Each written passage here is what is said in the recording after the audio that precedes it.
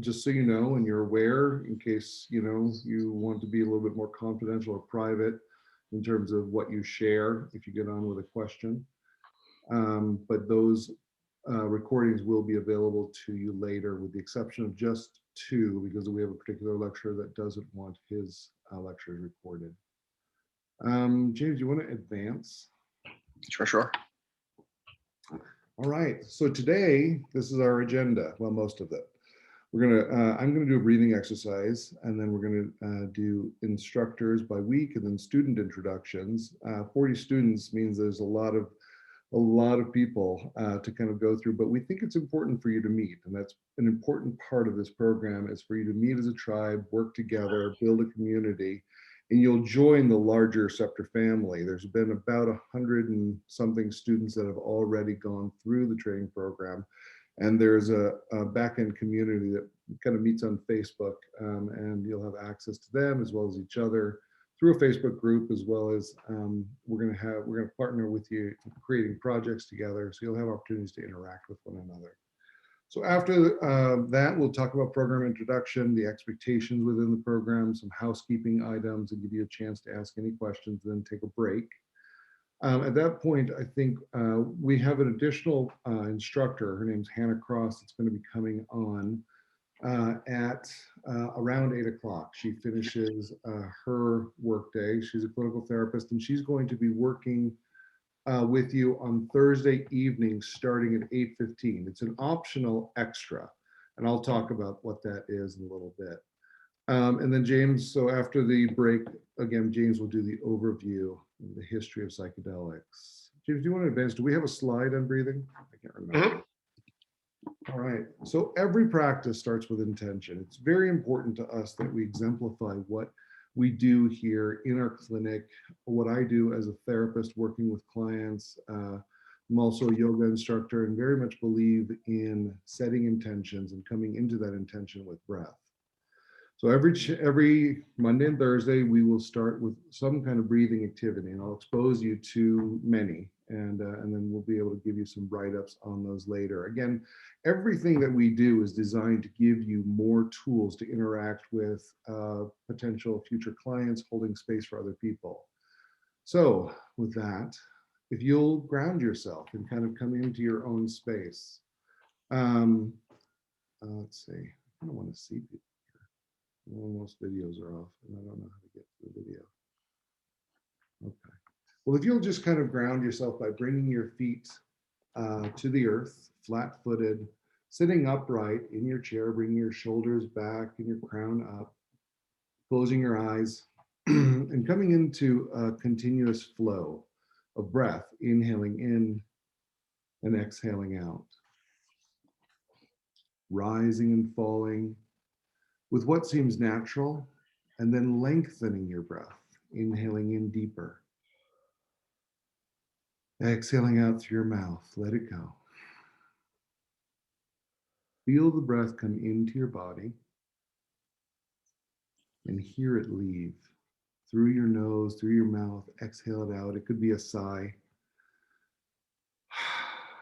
Bring yourself out of this long day where your psyche has likely put you into some level of fight or flight. Let that go. You're in your own space, your own home probably. And setting your intention for this few hours with us tonight. What is it that you want tonight? Maybe it's presence, maybe it's openness, preparedness, calmness, letting the day go. Set intentionally how active you'll be. Will you take notes? Do you have your pen and paper ready to scribble anything that comes to you? As you come into that intention, bring it all the way down to one word. Not just a phrase, but all the way down to one word that you'll likely come back to throughout this practice of learning. And as you continue to flow in your breath, I'm going to shift you to a box breath. This is something we practice on the Ketamine 101 call. It's an important breath. can quickly calm you down. We'll probably only do 6 or 8 cycles here on the phone together. The box breath is like a square. I want you to follow the sides of a square, breathing in and across to 4 counts, holding your breath 4 counts, exhaling out 4 counts, and then again holding your breath for 4 counts. And when you're practicing it, maybe on your own, you can extend that longer, 5, 6, 7 counts as you come into it. But breathing in and then exhaling out and starting a box breath on your next inhale. So breathing in, 2, 3, 4, holding, 2, 3, 4, exhale, 2, 3, 4, and hold, 2, 3, 4. Inhale, 2, 3, 4, hold, 2, 3, 4, exhale, 2, 3, 4, hold, 2, 3, 4. Inhale, hold, exhale,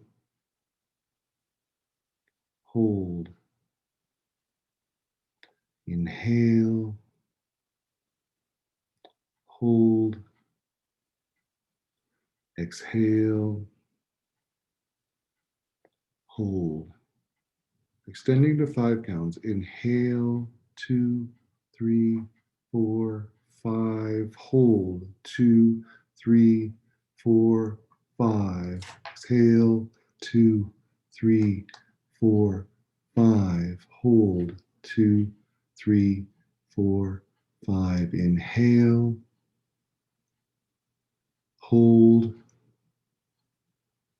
exhale, hold. One more cycle. Inhale, hold, exhale, and hold.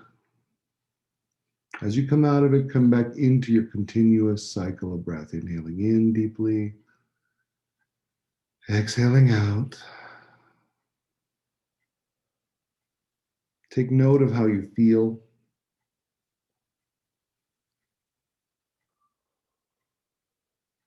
Think of the one word that you want to come into this intentional moment. Open your eyes when you're ready. James, do you want to advance? Yeah. Fantastic. So, James is going to jump in. I don't know if you want to introduce me. Sure. Go ahead. Well, first of all, I'm incredibly excited to see all of your faces tonight. I know some of you, Rocky, we've been talking for 6 months over email, and some of you, like Amy, jumped in this morning. But either way, we're incredibly excited to see your faces and finally get the chance to interact with you guys. James, actually, sorry to interrupt you. I'm sorry already. Sure. We do work synergistically, I promise. Like, it's great. But I'm gonna, if it's okay, I'll talk about the foundation, kind of where Scepter comes from, and then you do the introductions of us. Okay, yeah, go for it. So Salt City Psychedelic Therapy and Research, we founded it a couple of years ago. A friend of mine, a psychiatrist, and I developed the idea, the notion that we could study psychedelics.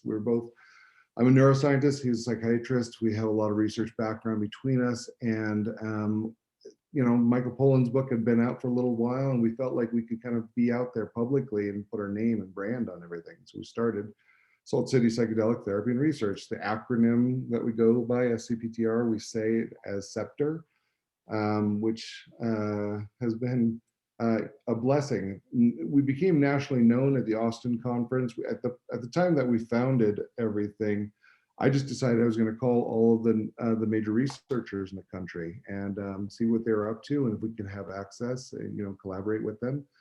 Called a lot of people: San Francisco, Johns Hopkins, Imperial College, and ended with talking to Jim Fadiman for a couple hours, who was super excited by what we were doing in Salt Lake City. incredulous that somebody in Salt Lake City wants to do psychedelics, but he was our first big fan and supporter, and decided he would come up and do a lecture for us. And at that point, we thought we'd get 30 or 40 people together and through a conference in Salt Lake. I mean, not a conference, but like a seminar. And we took that idea to the MAPS Austin conference. That was 2019 in Austin. And we were talking to other people about it. And there were so many people that decided they wanted to be on stage with Jim Badiman. If you don't know who that is, we will definitely explain who he is and why he's such a big deal. From there, we brought it in January of 2020, 1 year ago. That little idea turned into an 800-person conference here in Salt Lake over 3 days. And it was a really big deal. A lot of people from across the country, speakers from all over the country. And it really, kind of settled us in with, oh, we can do this for real. And there are a lot of people behind us. Part of our goal was to build an organization that could do research and clinical work. Another goal was to build a tribe, to build what was then the kind of the local community of people that were interested in talking about psychedelics, holding integration circles. We wanted to kind of see who was out there and who was willing to come meet us in it. And there's, as you can imagine, all sorts from every walk of life, and people that are very interested and wanting to create that tribe also with us. But then COVID hit, of course, and we, kind of backed away from doing a lot of local events into what can we do online, and that turned into the training program. This is the 4th iteration of the training program. Like I said, we've run over 100 people through already in 3 different cohorts. And the benefit, I think what differentiates our training program away from any other is the level of expertise. I think we only come second to really CIAS. And for those that have shopped the program, CIS runs a full year training program. It's a $12,000 program and very in depth, and also taught by expert lecturers from all over the country. Ours is, I think, just as robust in terms of lecturers, not as long and as big in terms of time. But our idea with this training program is to help you get started and to teach you what you don't know. You don't know what you don't know, really. That's our common saying around here. And so we want to introduce you to many different things. And there's going to be some things that you really resonate with, everybody to different skill sets. And we hope that you'll take this initial knowledge and go much, much further. So that's kind of an introduction to Scepter and how we started and what we were becoming. And James, I'm going to let you introduce us and the other lecturers. Sure.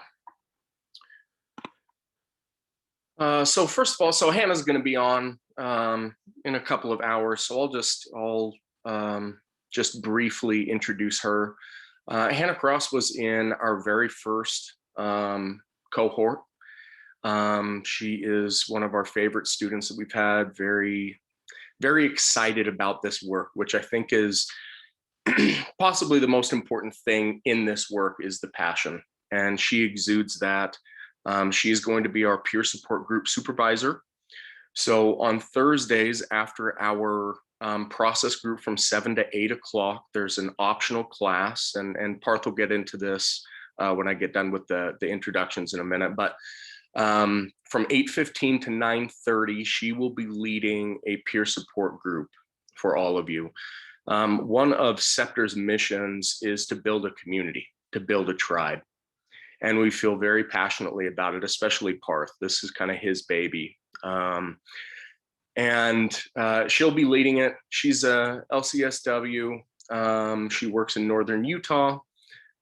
She works for one of the biggest ketamine providers in the state of Utah. And she kind of specializes in internal family systems and using EMDR along with ketamine, which is very interesting. Let's see. My business partner, Parth Gandhi, whom I've known for more than 10 years, is the founder and executive director of Scepter. He is a neuropsychologist. He and I run a ketamine clinic in addition to everything that we are doing at Scepter. It's kind of our clinical arm to try to introduce the theories that we are learning about in the research as part of SCPTR. We feel passionately about coupling psychotherapy with the ketamine experience, with any psychedelic experience, really. And when I say coupling it with therapy, that can be from a shamanic perspective, ceremonially, that can be as a guide, that can be as a therapist. So we're going to be using a lot of these terms kind of interchangeably, but the idea is that integration is key to the psychedelic experience. And that's something that we are kind of pioneering here in the state of Utah. Most all of the ketamine clinics here in Utah do not couple with psychotherapy. And but it's something that we feel very passionately about. This guy, okay, we're going to go quick here. So my background is in data analytics and studying cultures. I speak a handful of languages. I grew up around the world. I got my master's degree in business before I had my first psychedelic experience that, let's say, changed everything for me. And so have obviously made the change from working for investment banks to working for a small startup in something that I feel outrageously passionate about. And I feel very lucky that that society has kind of made this shift really just in the last 2 years with decriminalization moves, with legalization moves, with Michael Pollan's book, that after half of my life of being closeted with being outrageously passionate about psychedelics, that we're finally at a point now where we can actually talk about it openly. And that makes me really happy. I love working at SCPTR. It's my favorite job I've ever had.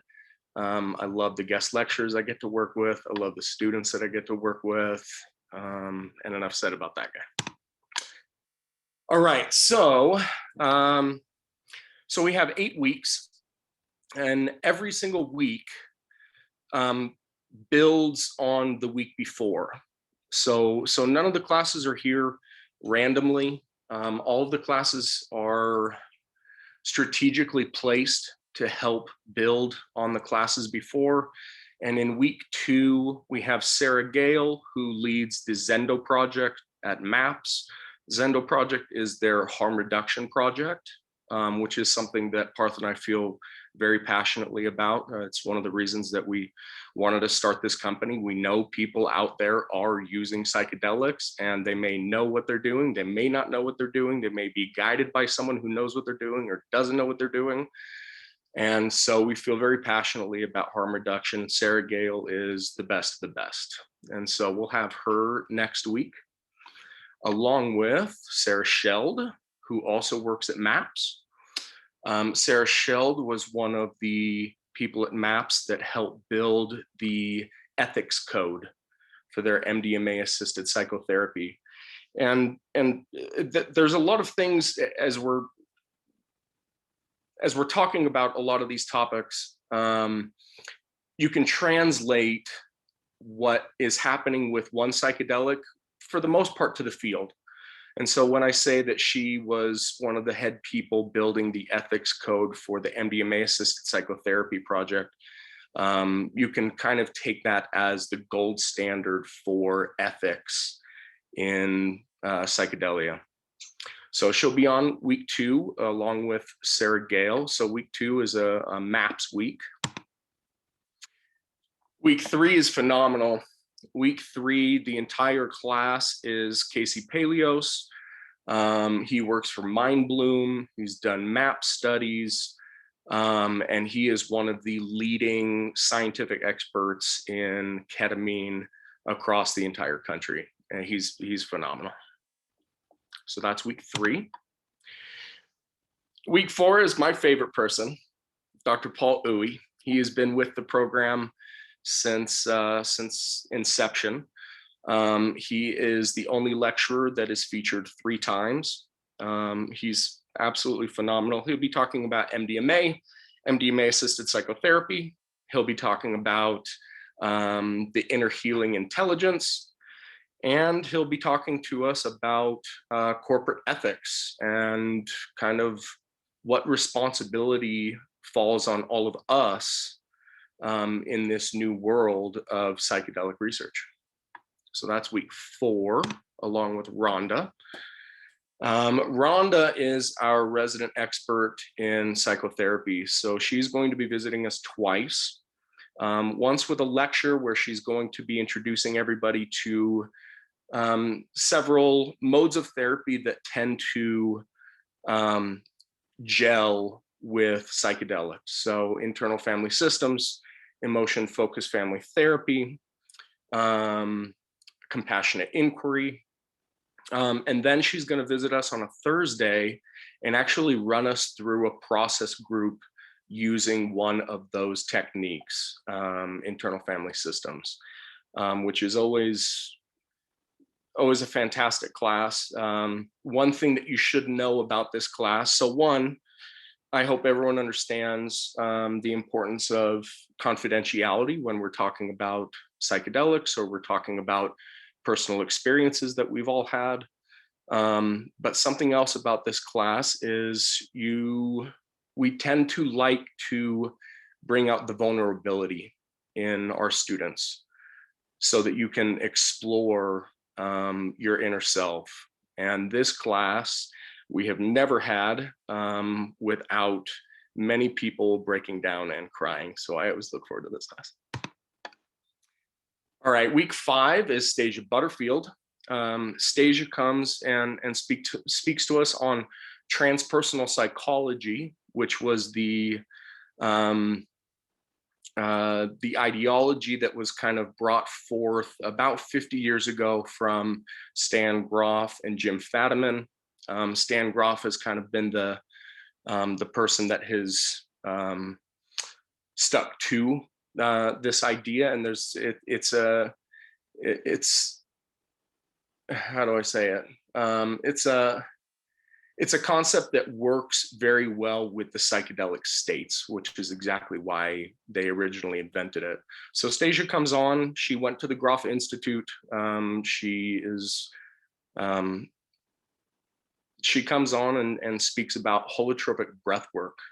So one thing that not lots of people know is that the psychedelic state can be reached using a myriad of methods, breathing techniques, drugs, obviously. We go through it in week 5 with Stasia and with Adam, talking about the varied ways of being able to reach these kind of mind-altering states. The first psychedelic state that I ever experienced actually was with my ex-wife doing hypnobirthing. And I thought it was a bunch of woo-woo craziness. And we went into the delivery room and she didn't do anything but breathe and made it happen. And it was literally the first time I had ever witnessed somebody going into an altered state. And it kind of blew my mind. So we talked about this quite a bit in week 5. Adam's fantastic. We met him at our conference last year. He's a very close friend of Jim Fadiman. And he's going to be focusing mostly on flow state. Any of you that have not read the book Stealing Fire, read the book Stealing Fire, learn about flow state and what it is and how we get there. All right. I already talked about Paul, but he'll be coming back week 5 and talking about the inner healing intelligence. Those of you that aren't aware of what the idea of the inner healing intelligence is, it's the idea that when we are in a psychedelic state, the things that come up are the things that are supposed to come up.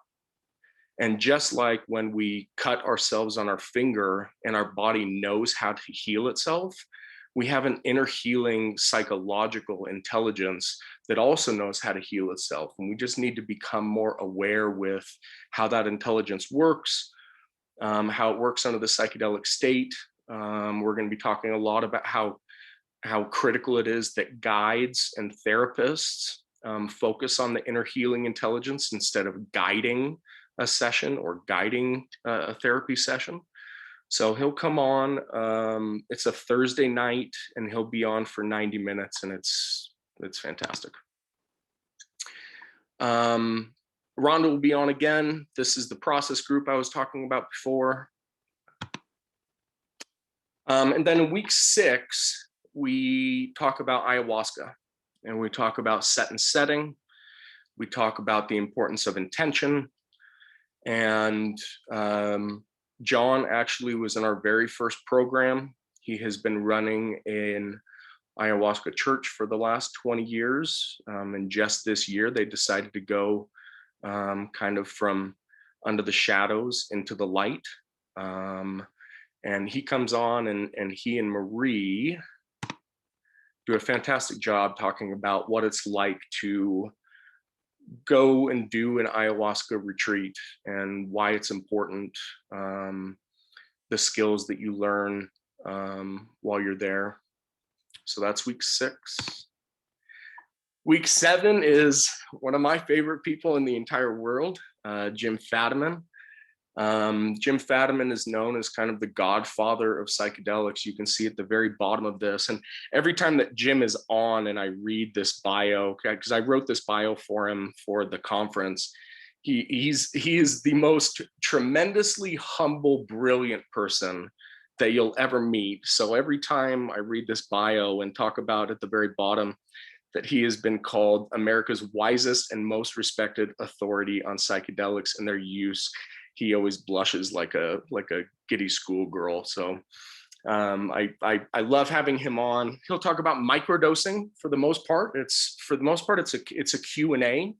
It gives you guys the chance to actually interact with probably the most important person in psychedelics in the world. And he's always fantastic to have on. He's jovial and brilliant, and I love him. And then also with week 6 with Jim, we're going to have Bennett Zellner on. Bennett Zellner is a prominent economist that had a psychedelic experience a handful of years ago and decided that he wanted to become the world's first psychedelic economist. He really talks about how we can transform our economy in this new psychedelic world to be able to better provide this medicine. The system that we have right now is a little bit broken, and he talks about how we can improve upon it. Paul Uwe back again.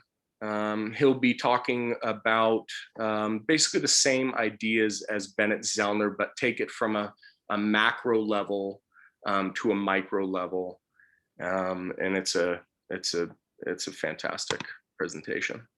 And then finally in week 8 is about psilocybin-assisted psychotherapy. So in November, as many of you know, Oregon legalized mushroom therapy, essentially. Now, they said that they need a couple of years to build out the framework. And unfortunately, since November, one of the people that was at the head of building that framework passed away. But this is a very popular topic right now. We're very excited to have one of the only psilocybin-assisted psychotherapy experts in the world. She hails from UCSD in San Diego. Parth and I had the chance to, this is her first time presenting for Scepter. Parth and I had the chance to meet her a few weeks ago, and we talked for about an hour, and we're very excited to have her on. So I think one more. So Lynn Whitesides, she will also be speaking to us. She is on the board of directors of Scepter. Actually, she is one of the most important people in this space in the Salt Lake City area. So it's wonderful to have her on. She talks about set and setting. She talks about the importance of intention. She talks about how to create the best possible psychedelic experience. And we love Lynn. Oh, okay. Do you want to do this now or after the? That's fine. Do it. Which one? Do you want to do this one first? Um, just to break it up? yeah, exactly. Because we ended up talking about confidentiality. So Okay. let's kind of jump into the expectations of the course. All of you, I'm sure, read the prerequisites in terms of graduating later, quote unquote graduating, right? Your attendance is expected at all of the classes. Now, the required classes are Monday 6 to 9 and Thursday to 7 to 8. There are going to be additional classes that James kind of mentioned a little bit. Wednesday nights, James, he didn't say this about himself, but he's one of the best read people I've ever met. He's read hundreds of books on psychedelics specifically. And the books that we ask you to read for each week, what he's going to do is hold a book reading review on Wednesday nights. Again, it's an optional class for those people that can chime in. I think it will be very beneficial. The way he's going to structure it is about 30 minutes. He'll kind of review and kind of go over the readings and then open it up to discussion, Q&A, whatever would be really helpful. It's going to be really, we're planning a 12-month book club series where he's going to do the same thing to the public, open up nationwide. And because of our connections at this point, we're going to try to involve as many authors as possible. So at one point we'll bring Jim Fadman on, and again, that won't start for a month or two. But in this way, James himself on Wednesday nights is going to do a book reading review. Book and reading review, some articles, some other things, some tasks that we'll have you do. And then Thursday night, again, the required class goes from 7 to 8. And that'll be a process group. The next, let's say, few weeks, I guess I'll be leading those. That's kind of getting to know yourself, knowing each other. It's an opportunity to do kind of some integrative work. And then after that, Thursday evenings, the peer process support group. We didn't do this the first two sessions with students. And then I just thought, students really want to build a tribe. There's an opportunity to build community and work together. And so our third cohort, which was, it finished, I guess, the beginning of December, they continued to meet together. There's one of the students really took charge and took it upon herself to continue setting up a weekly meeting. So actually right now, Monday nights, they're meeting. And so it's an exploration group. It's a support group for one another. That Thursday evening group, like James said, is going to be taught or led by Hannah Cross, who's up in Ogden. She really is a phenomenal therapist. She's a clinical supervisor in a treatment program and has supervised a lot of group processes. And so it's going to be the opportunity. Initially this Thursday, we imagine kind of a get to know you kind of opportunity because, we want you to feel comfortable sharing with one another.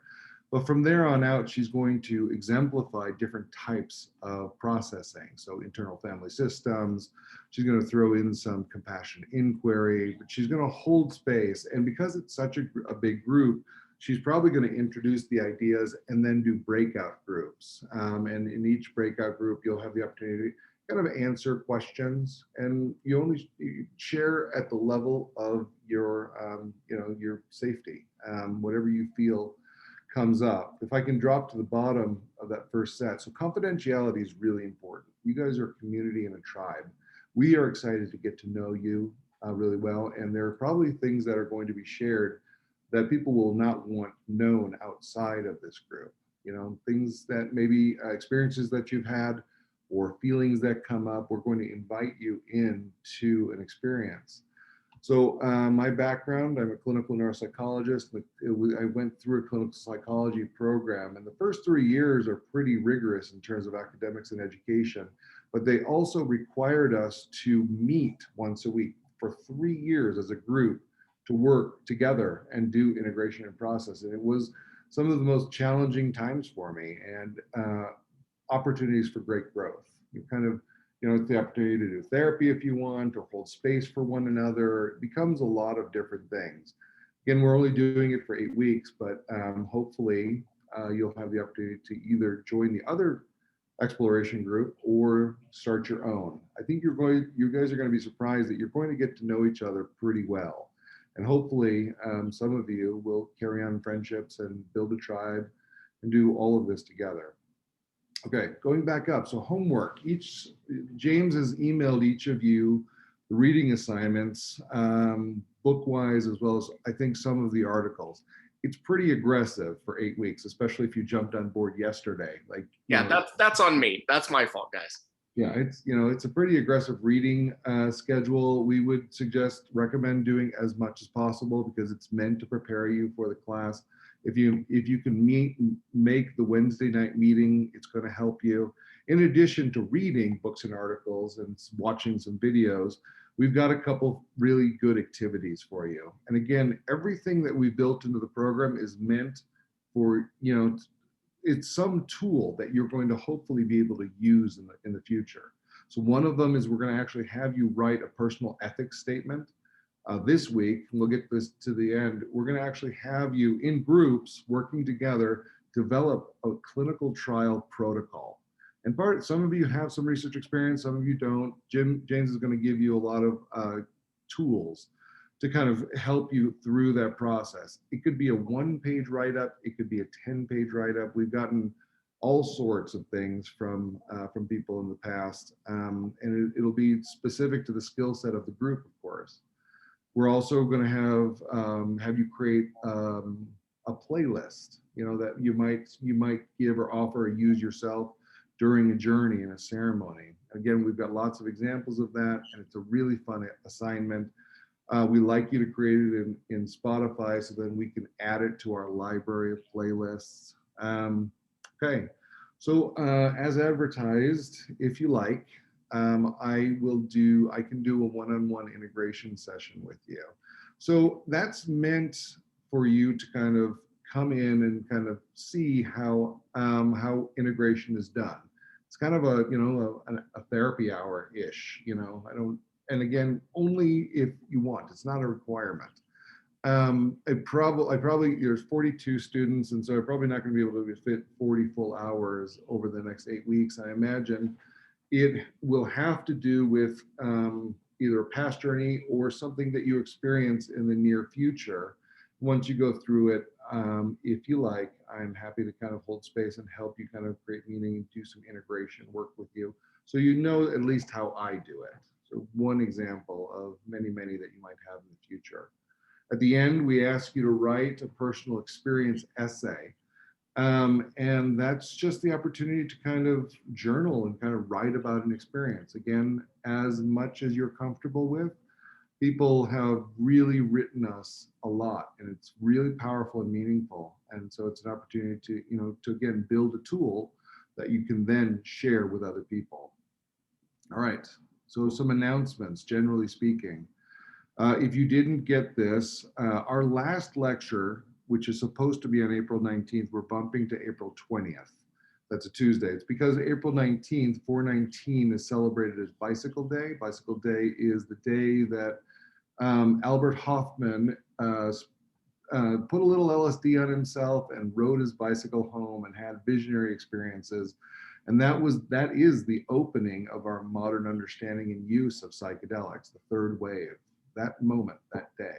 It's actually the opening of neurologists, neuroscientists started understanding something about neurotransmitters, that these little tiny things actually affect mood and behavior.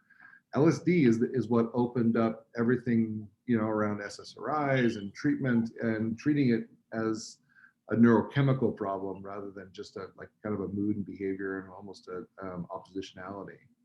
So we talked about confidentiality. Oh, sorry, back to the bottom. Bicycle Day, we are actually holding an event here in Salt Lake City. If you're around, we would love you to come join us or be a volunteer. Volunteers really have the best experience. They come in and meet a lot of people really quickly. And so we're hoping 500 people in Liberty Park here in Salt Lake City.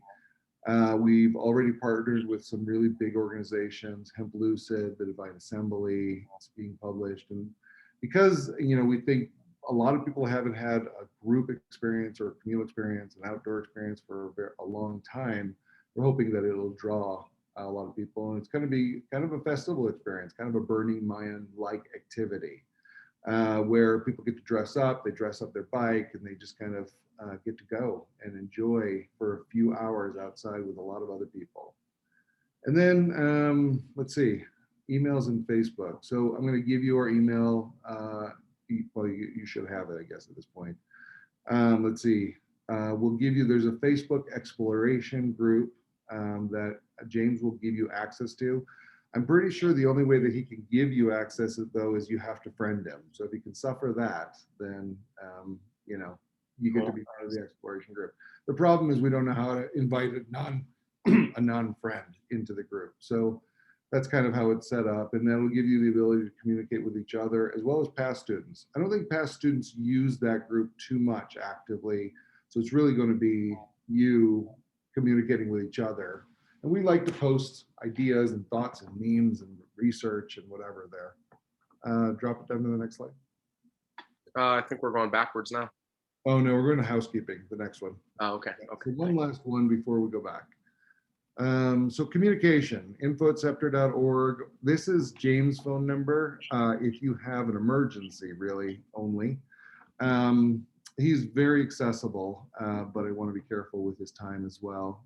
He responds to emails, he responds to texts, but if you were like locked out of a Zoom room or something like that, that's the number. So give him a call. There are a number of people that haven't made their final payments or they're on a payment schedule. Please be mindful of that and accountable, and make payments on time. Let's see, and then disclaimers. So the psychedelic therapy training program is educational. We are not, and we cannot endorse the use of illegal substances. So being careful about what you share and, kind of what you intend to do in the future is mindful and respectful. But the idea, and Rick Doblin, head of MAPS, is famous to say, people are going to do it. Let's prepare them. Let's prepare people to hold space in a safe way. Because we're not preparing you for the best moments, the joyful, gleeful, happy, laughing moments. We want to prepare you for the hardest moments. For a person that's going through a deep emotional experience, maybe a physical experience, we want you really well prepared so that you, if it happens in the future, are holding space, either therapeutically or not, just holding space, that you are better prepared. And then the last announcement, I should have probably said a little bit more on this on the slide, is we do offer, so Scepter has a clinical arm called Summit Ketamine Therapy. We have an office in Salt Lake where we do ketamine assisted psychotherapy. I'm very passionate about saying assisted therapy. Like ketamine alone, it's not the treatment, it's not the medicine, it's a catalyst. We'll talk a lot more about this, but ketamine opens a neuroplastic window that then is accessible to a therapist or to an integration coach or somebody. There's got to be some work done, because if you just leave a person open to the experience with no training, teaching, therapy, etc., they're going to go back to their patterns. They're going to go back to their baseline. So while ketamine might reduce symptoms for a few weeks, within a few months, they're going to go back to their baseline unless there is some learning and growth. Neuroplasticity means learning. The brain is more open. We're shutting the default mode network off and we're using that space. So that's all to say, if you would like to have a psychedelic experience, a ketamine experience in our clinic, we do offer it at a reduced fee for students, and offer it at a reduced fee if you wanted to bring your own client in and hold space for them yourself. We would vet them and kind of go through a psychological and medical screening, and then you could actually do the ketamine assisted therapy yourselves. So that's also why ketamine assisted therapy shows up in the second or third week. It's very early in our program, because if you seek that experience out wherever you are, it's at least the information is accessible to you early, and then we can talk about it later in terms of an integration session or whatever. And James, James is going to back it up a couple slides, and what we want you to do, and we're mindful of your time. There's 42 students, 42 people on this call, 43, and this is all of you. And we want you to introduce yourself very briefly. So we're talking 30 seconds to a minute each person, so we can get through this mindfully because of time, because we have a lot of other things to cover. But we would like for you to kind of lean in and say your name, say where you're from, and then in a sentence or two or three, kind of say why you are here, what you hope to learn, and why you've kind of come to this space. So again, Thursday night, there's going to be greater opportunity to get to know each other in smaller groups. And this is an opportunity to meet your community and tribe. And I would encourage you, if you can, to just kind of jot notes and get to know each other better, because it's a big group. And again, we want you walking away in 8 weeks with close friends. So James, I can let you run this, but we're going to go alphabetically by first name. So starting with Adam Miller, you'll have to unmute yourself for the introduction, and name, location, and just briefly kind of why you're here and what you want to learn or why you've come into psychedelics. So Adam, we're going to start with you, and why don't you go ahead. Amy's And if we have to skip anybody, we can circle back. So if you're in a place where you can't introduce yourself for a second, we'll come back to you. And Adam, whoever, if you're unmuting yourself, you'll find the chat or the list of participants on the right, at least on a computer, it's on the top right, and you have to click on the microphone and it'll say unmute. And I hope you can do it. And if not, I might. My name is Adam Miller. Oh, perfect. And I'm from Salt Lake City, Utah. And I've joined the program. I had a significant experience in my past, and I'd like to share that with others. Awesome. Well, we're excited to have you here. Adam is actually one of our, he went to our conference, so he's been with us from the very beginning. So we're excited that you're with us, Adam. Yeah. And if you have your camera available, turn your video on. But then let's go to Amy next. Hi guys, I'm Amy Fass. I'm originally from Oregon, but I'm a military transplant out here. I think it was like in 2002, I got stationed out here at Hill Air Force Base up in northern Utah. And I've been trying to get back to Oregon ever since, but here I am. Graduated in 2010 with a clinical mental health therapy master's degree. And I work with adults who have PTSD and developmental trauma. It's my passion, and I'm excited, really, really excited about the prospect of being able to integrate psychedelics somehow into that service. It seems like it's like we're not going to know how we did it without it after a while. So glad to be here. Perfect. Thank you, Amy. Elise.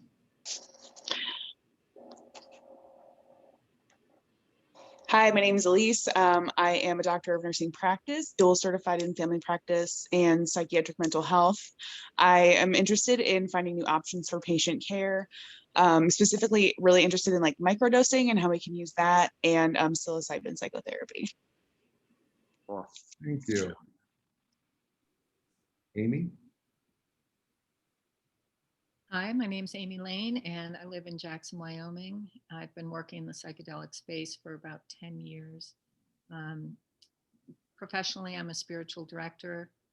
I've just worked with all kinds of people, mostly with trauma, and I've had my own trauma healing, deep trauma healing with psilocybin, which has been great. So I'm just always wanting to get more information. I am also a certified psychedelic integration coach, but just want to further the knowledge that I have. I'm excited to be in this group. Thanks. Thank you. Glad you're here. Anthony. Hi, I'm Anthony Adio from New York City. I got into psychedelics about 12 years ago, and what started as just recreational curiosity led to kind of a 12-year journey of extremely deep healing and internal work and exploration. And through my own experience, just have seen no better or more important work on the planet than sharing that with others. So that's why I'm here. Awesome. Thanks, Anthony. Autumn. Autumn, maybe Autumn's not on. Hi, I'm Autumn Edwards, and I am originally from and still live in Portland, Oregon. I'm a licensed acupuncturist. I've been practicing as a shaman and clairvoyant psychic for 15 years. I've been working with psychedelic medicines such as ayahuasca and psilocybin for about 10 years. I have a good friend, one of my best friends, who owns an ayahuasca retreat in Peru and makes the medicine herself. So lots of experience there. I specialize in trauma. I do most of my work is in the spiritual realm with soul retrievals and narrative rewrites and things of that nature. I did not want to do the medicine work. I resisted it for almost 10 years. It came to me and came to me and came to me. And finally, when I was like, okay, this is something God wants me to do, I dove in head first, and it brought me to Scepter, and here I am. Thank you. Thanks. Thank you. Brianne. Hi, I'm Bree. I was actually originally from Mapleton, Utah, but I now live in LA. I'm a therapist. I specialize in art therapy. I work with adults, adolescents, and their families, specializing in eating disorders and co-occurring disorders. I've always been fascinated with psychedelics and plant medicines, and just integrating like cultural healing practices as well. So I'm excited. I'm really excited to be here. I feel like I just have such an open heart and I'm ready to learn. Awesome. Cami. Hey, hi, my name is Cami Harvey. I live in Idaho Falls, Idaho. We just got our first ketamine infusion center in October, and we've been talking about starting to get involved with ketamine assisted psychotherapy. With my own personal experiences, I got to go to Peru last year to do plant medicine, and that was my first exposure to psychedelics. And I just see the great value in them and want to share that with other people. So I'm excited to get more involved. Thank you. Zero, am I saying that right? Sarah. Hi, everybody. My name is Cero. I'm originally from Colombia, but now I'm based in California. I am a myco enthusiast and psychonaut. I have over 10 years of experience exploring that realm. And I work with cannabis and mushrooms. I grow those plant medicines. And what brought me here was feeling the call of like sharing all the experience that I have been fortunate enough to learn during these years. And I want just to replicate that, propagate that knowledge and wisdom with other people. Thank you. Thanks, Sarah. David.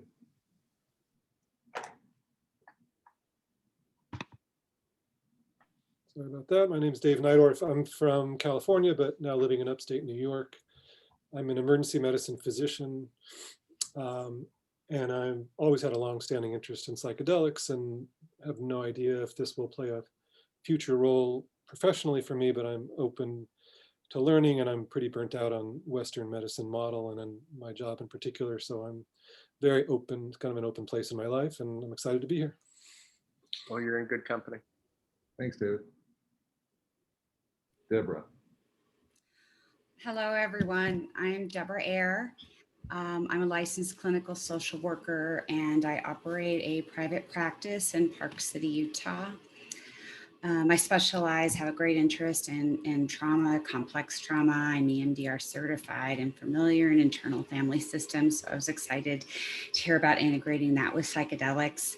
I have absolutely no psychedelic experience, but for the past year, I've had any number, probably 4 or 5 clients and colleagues come to me to talk to me about their experiences with such enthusiasm and profound transformation. I feel like it's been knocking on my door for a little bit, so I answered, and here I am.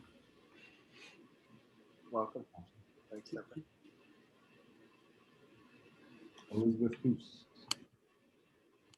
Hi, my name is Liz or Elizabeth, doesn't matter. I'm a clinical psychologist here in Salt Lake currently, but I'm from upstate New York.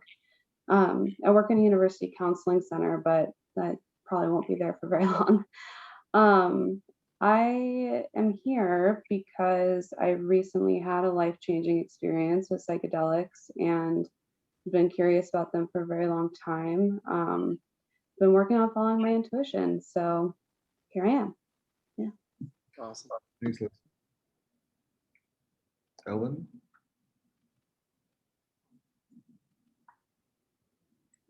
Oh, she's not on. I don't see her on. Georgia. Hi, I'm Georgia Dalto. I'm originally from Maine. I've been in Reno, Nevada for the past 10 years, except last year I was in Provo for my internship at the state hospital. I am a clinical psychology postdoc, and I've been working with people who are undergoing ketamine infusion treatments, but I've been doing adjunctive therapy, and I want to learn what I need to know to start doing the ketamine assisted therapy and be in the room with them while they're on the journey. That's great.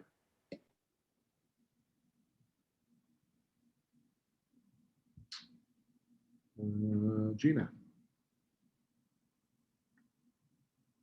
I don't think she, no, I don't think she is. How about Gregory Urban? Greg Urban. Greg? How's it going, guys? Yeah, my name's Greg. Originally from Poland, currently living in Chicago. I think it was really synchronistic actually with this course. My buddy mentioned how in Business Week, this, you guys are starting, clinical settings and sort of programs to actually integrate, knowledge. And sure enough, a few days later, I got the notification on Facebook and I was like, okay, see where it goes, and trusting myself that it's of course, that's just how it works. It's in lockstep. So, I mean, at that point, I didn't really have a choice. I've just gotten really excited to, deepen the foundation and knowing the tools that we have at our disposal. And if we can kind of just actually, whether quietly or not, integrate that knowledge for, people to be able to safely go on their own experience and kind of allow them to see life for what it is, that'd be cool. Great. Haley. Hi guys, I'm Haley. I'm originally from California, but I live in Lehigh now. I run my own business doing digital marketing. I've been doing it for 4 years. I've always known I would want to go into the healing space, but after kind of the perfect series of events last year, including a really fantastic ayahuasca experience, I just knew it was kind of time. So now I'm in 2 programs. I'm in one program working on being certified in this technique called integrated processing technique. So I'm kind of newer in this process of learning how to help people through the healing process, but it's something I'm super, super passionate about. I want to dedicate my whole life to it. I'm taking steps in my business right now so someone else can take over and I can step away. So I'm just really excited to be here. I'm really excited to learn and to connect with other people that share the same passion. Thanks, Haley. Hunter. Hi, I'm Hunter. I'm from a lot of places. I grew up in Texas and California. Now kind of in the New York City, Connecticut area, but I've lived in Salt Lake and New Orleans and South America for a long time. Getting a master's in psychology with an emphasis in health education. And I've always been really interested in psychedelics and all kinds of disassociatives. I'm doing ketamine treatments with a doctor, or I have done. As well as iboga and aya and psilocybin and DMT, but none of that had therapy. And I thought that was really missing, and it would be a really helpful way to kind of reset the frame long-term. For work, I've been an entrepreneur in several industries, and I think there's a lot of opportunity to help people and really just be part of this this movement that's making a big difference in people's lives. And so I'm excited to be here and learn. Thanks, son. Is that? Hi, everybody. Excuse me. My name is Josette. I am a licensed psychologist in Nevada. Interestingly enough, I accidentally stumbled upon Michael Pollan's book a year or so ago, just looking for something interesting to read. Read it, got super interested in the topic. About a month later, I got my APA monitor with a cover that said psychedelics in mental health treatment. And I read that article and I found it to be super interesting. Did a little bit more research. And then a few months ago, our clinical director came to me and said, hey, what do you think about partnering with a ketamine clinic and doing ketamine assisted therapy? And I thought, holy crap, that sounds really great.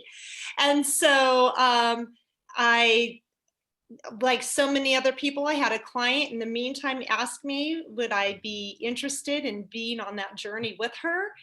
And I said, let me learn everything I can, and I will be happy to support you in that. It sounds useful.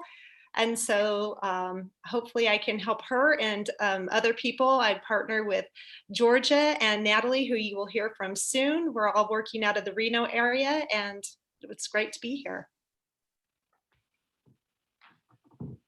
We're glad you guys partnered up.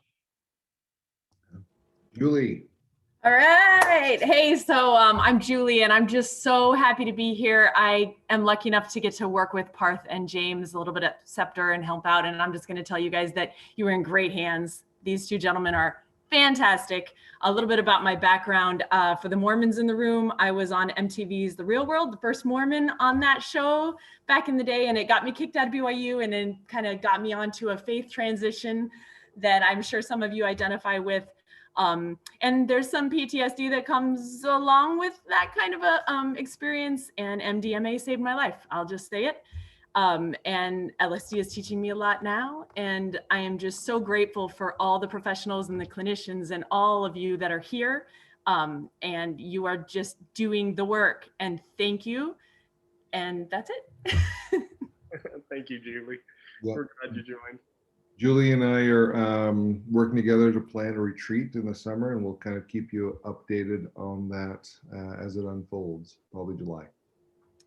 Karen, I don't think is on, but she will be joining on and off. Let's see, Catherine. I saw Katie earlier. Where's Breaking up. Hi.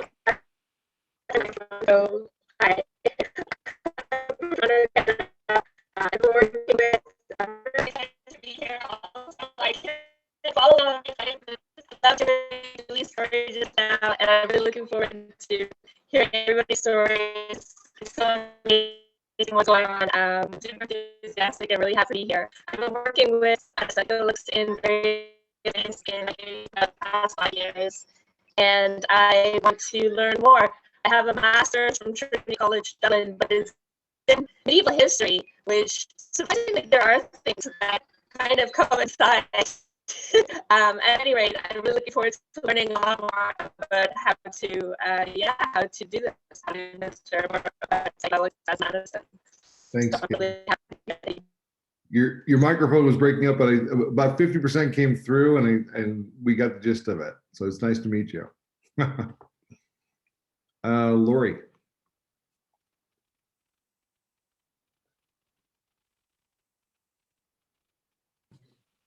There we go. Hi. Okay. Hi.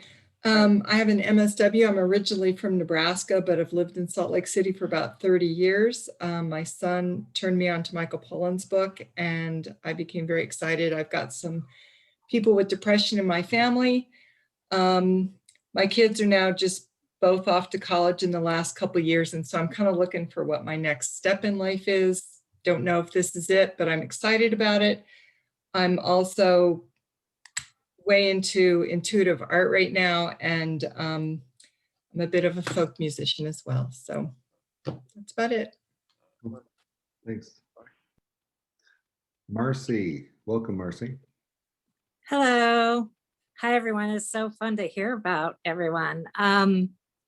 I work at the Salt Lake Film Society. We run the Broadway and Tower theaters in Salt Lake City, Utah.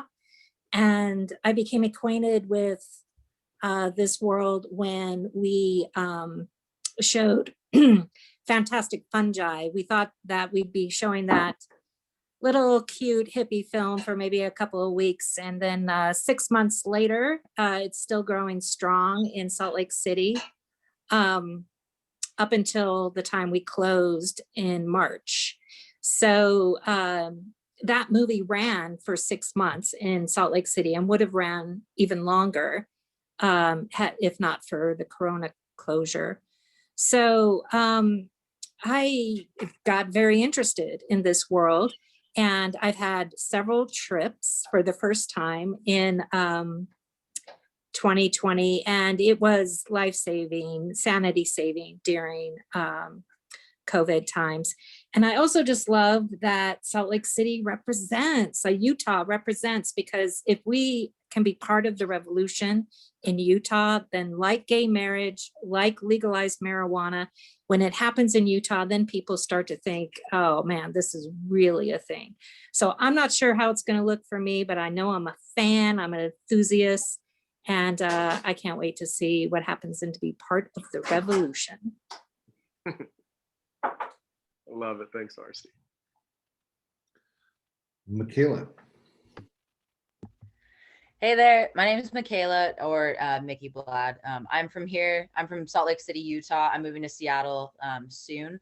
I work in youth behavioral health, and I'm here because over the course of 2020, I took about 20 trips using LSD and psilocybin to heal a bunch of emotional, sexual, and physical trauma.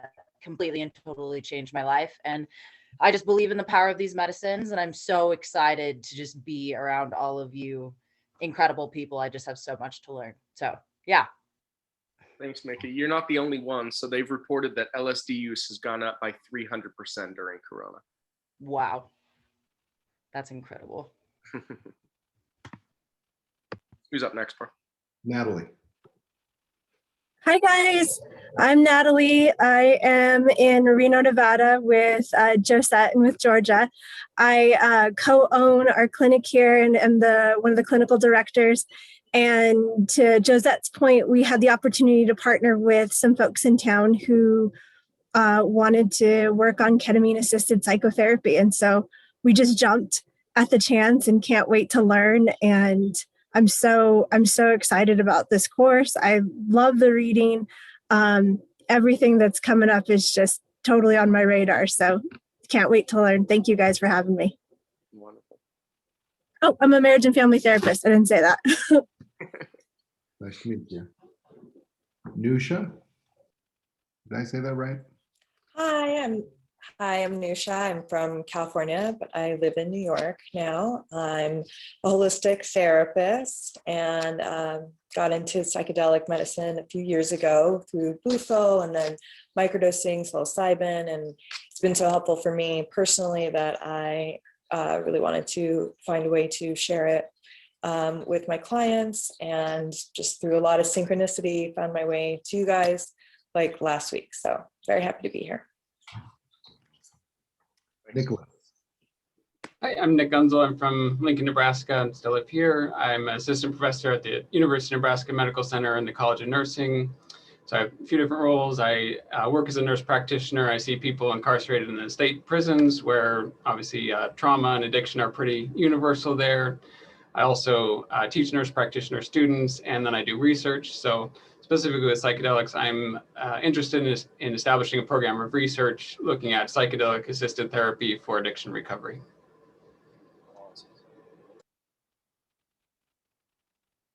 Thank you. Thanks, Nick. Otzanu? I'm not sure if I'm saying that right. Otzanu. Yeah, my name is Oatsino Sholako. My friends call me Oz. Pretty much going backwards, I was born into the plant medicine ways on both my paternal and maternal side. So since I was 13, ex-military, and didn't come into actual participation until coming back home from overseas. And I saw it worked for me and other veterans as well that we'd invite to our ceremonies. So I started on the path on psychology, and within the Western way, And right now I'm registered to do, or as a chemical dependency counselor, and I'm looking into towards a master's degree LPCC in order to be able to offer on the Western side psychedelic therapy, and maybe if whoever would like to come to our ceremonies, then offer those ceremonies as a side to the program.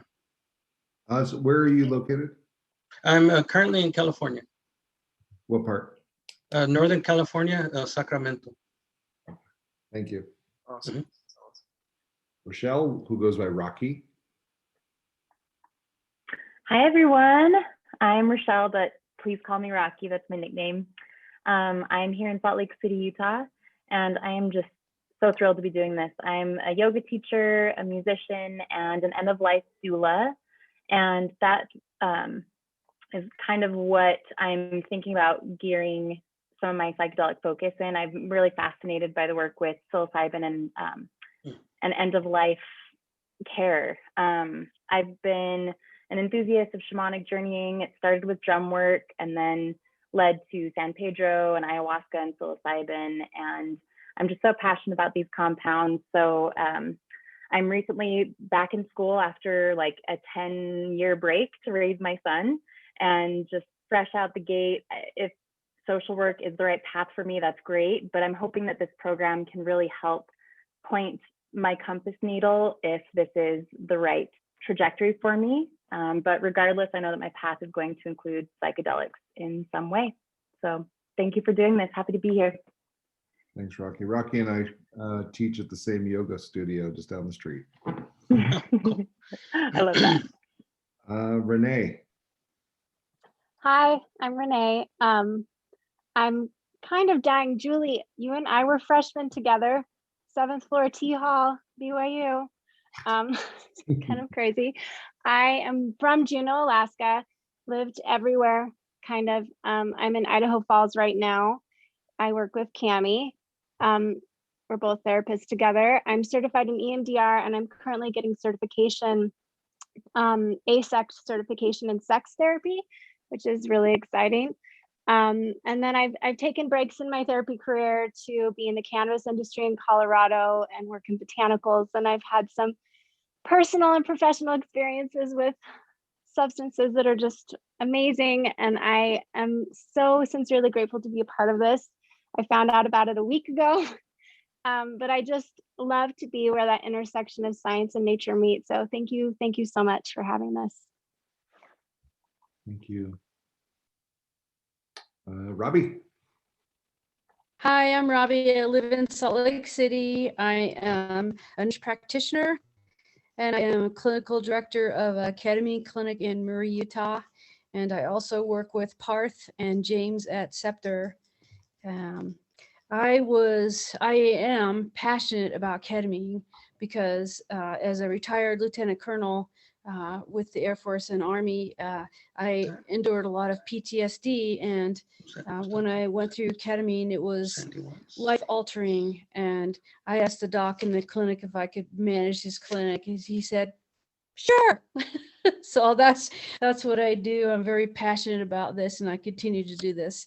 I'll probably do it for the rest of my life, my working life anyway. Thank you. Thanks, Robbie. Hi, Parth. Hi. Roger.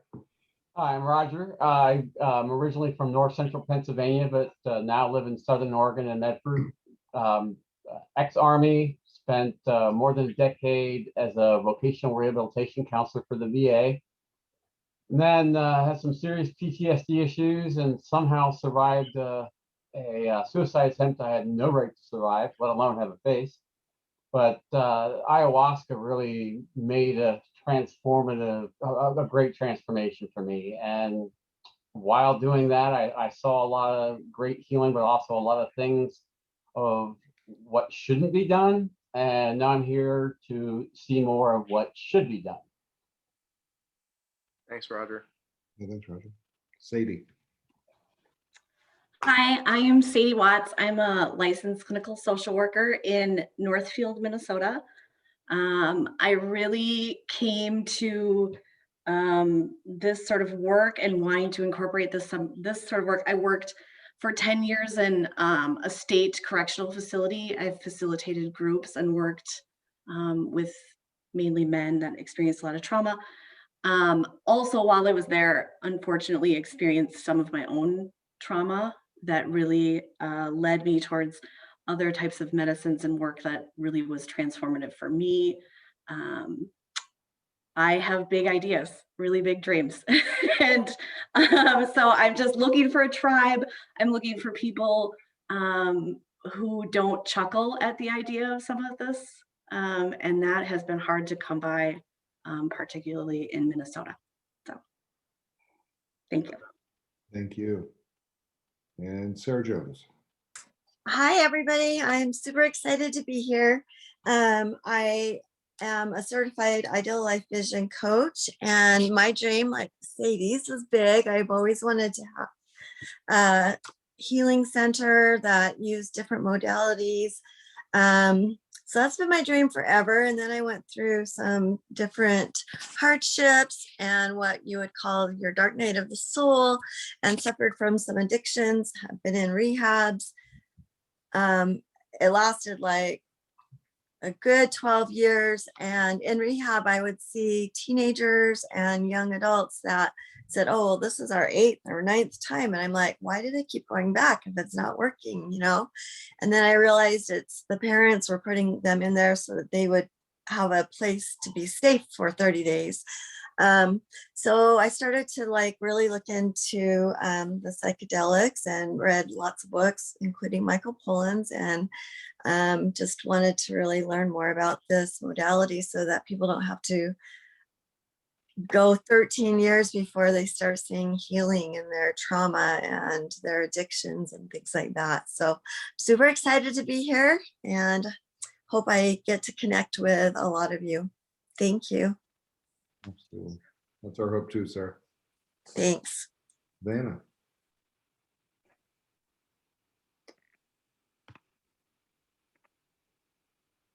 Nope, she's not on. She's on. Is she? Oh, sorry. Hey, Savannah. Am I on? Yes, you are. Front and center. Okay. Hi, I'm Savannah. I'm from Northern Michigan, and I am a yoga teacher and life coach. I actually studied Ayurveda and yoga in India, and while I was there, I became like suddenly paralyzed with no explanation to why. And it lasted for over 2 years, and still currently I'm having a lot of trouble with it. And I was diagnosed with a really serious autoimmune disease that like attacks your joints, and it's pretty rare. So psilocybin has helped me so much in just managing the pain and just getting through all of that. Not only like getting through it, but just being grateful for the whole process. And I'm just very passionate about plant medicine, and I've experienced quite a few psilocybin journeys, as well as it's a type of ayahuasca that I did in Mexico. It's called Tepescuite. It's like they call it Mayan ayahuasca anyway. So yeah, I'm just very passionate about plant medicine and really excited to be here. Thanks. Thank you. Scott. Yes, my name's Scott. I live in Bountiful, Utah, and I met Parth a few years back. Our intermingling tribes kind of commingled and got to meet Parth, and I've been looking forward to joining this. My wife and I have been on somewhat of a plant medicine journey ourselves. I became a musician out of that experience, and we played drums at the psychedelic conference we had here. They were good enough to let us join and do that in the psychedelic conference, which was awesome. But I look forward to making new acquaintances and sharing practices and learning from all of you. Thanks. I'm glad to be here. Thanks, Scott. Shauna.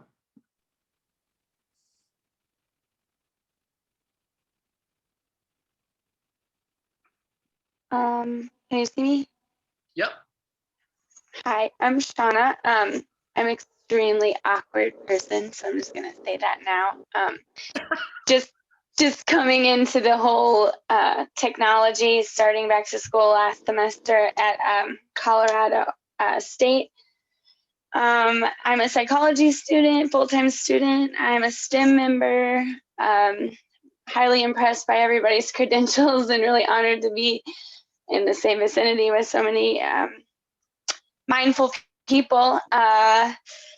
Yeah, I always have such great things in my mind, and then like whenever it tries to come out of my mouth, I get really awkward. So I've followed MAPS for years. I've read a lot of literature. I was reading Acid Test by, I can't remember who, right before this class, and didn't quite get all the way through the book just yet, but I'm almost there, and it's an incredible read.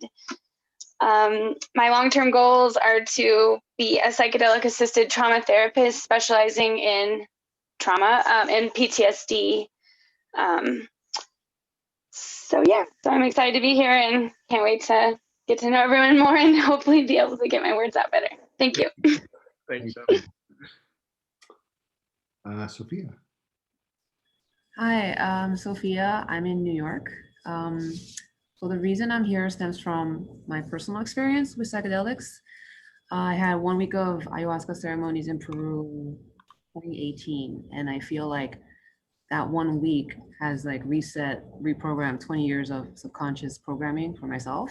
I mean, it took like another year to integrate all of that, but that experience made me go like, wow, this is so magical. It's amazing. And I want to be able to help others, but first I want to learn as much as possible because I'm new. I'm in a corporate space. I'm in accounting, but I'm also trying to get out. So I'm a part-time massage therapy student and maybe acupuncture student. So yeah, I'm really glad to be here, like very excited to be here. So thank you. Thank you. Tracy. Hi, good evening, everyone. So sorry again that my video is not working. It's tough to deal with it. I'm currently in Ecuador. I am also a yoga instructor. I'm doing a postgraduate program in psychotherapy, specifically in transactional analysis, energy therapies, and redecision therapy. And I'm getting a slow master's in cultural studies.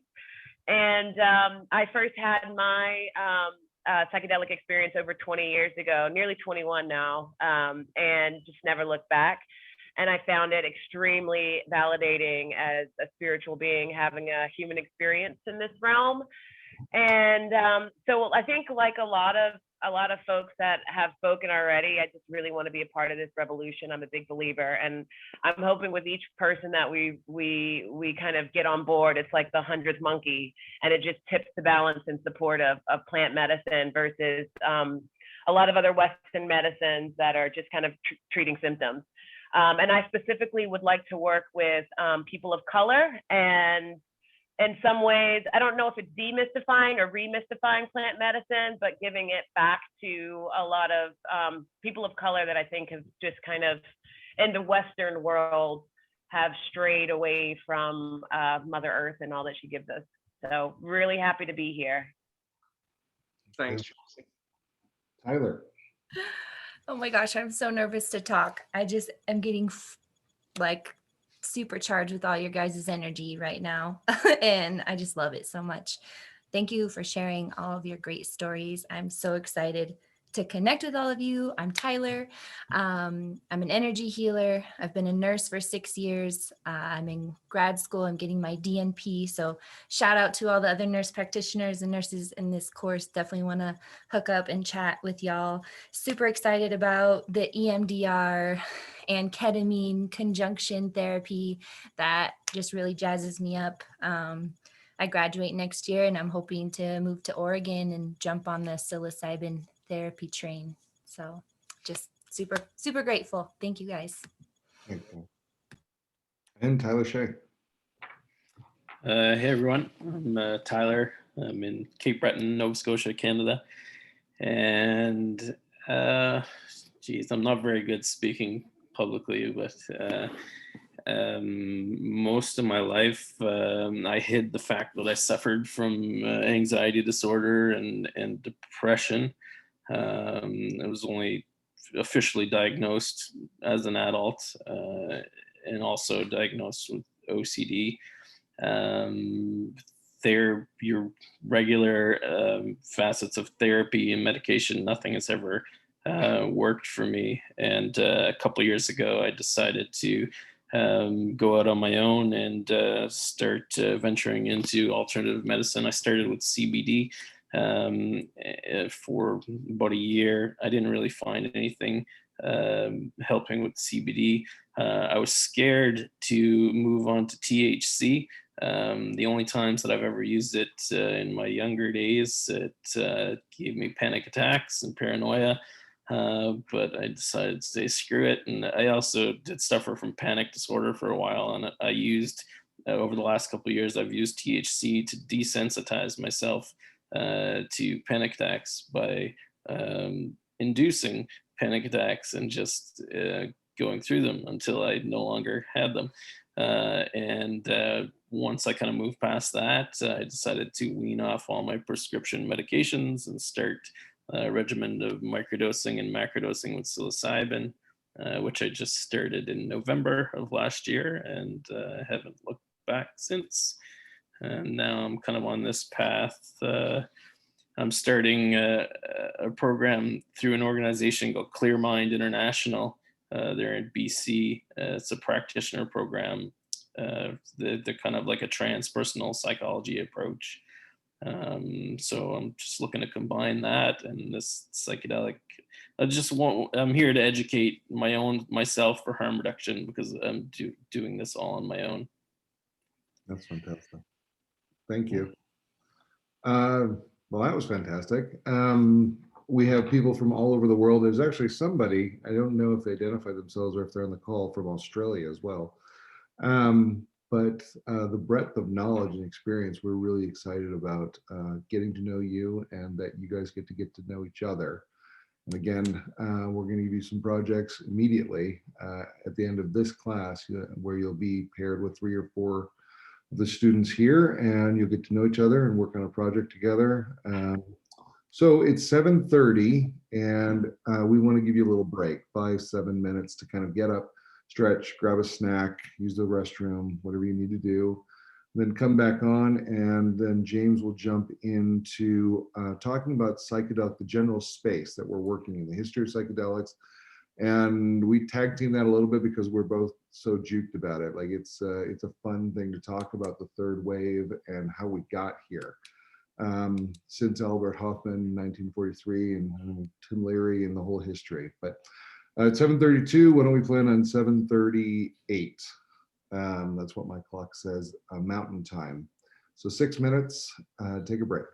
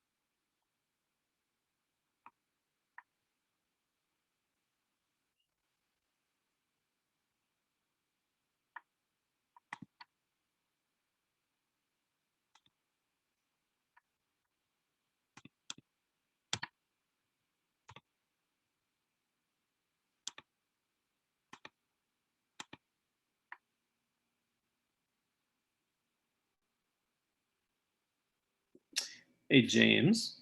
Uh-huh. How do I find you on Facebook? Look for,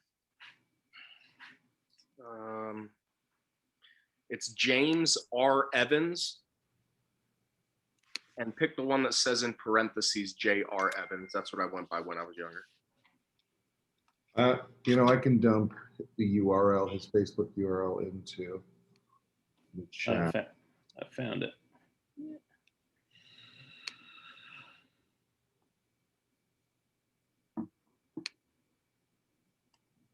Thanks.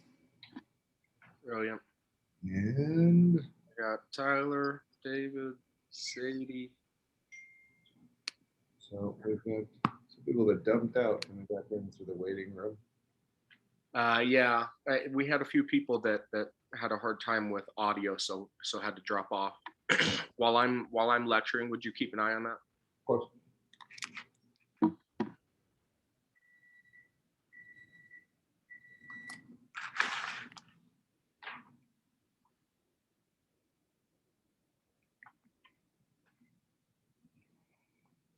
See.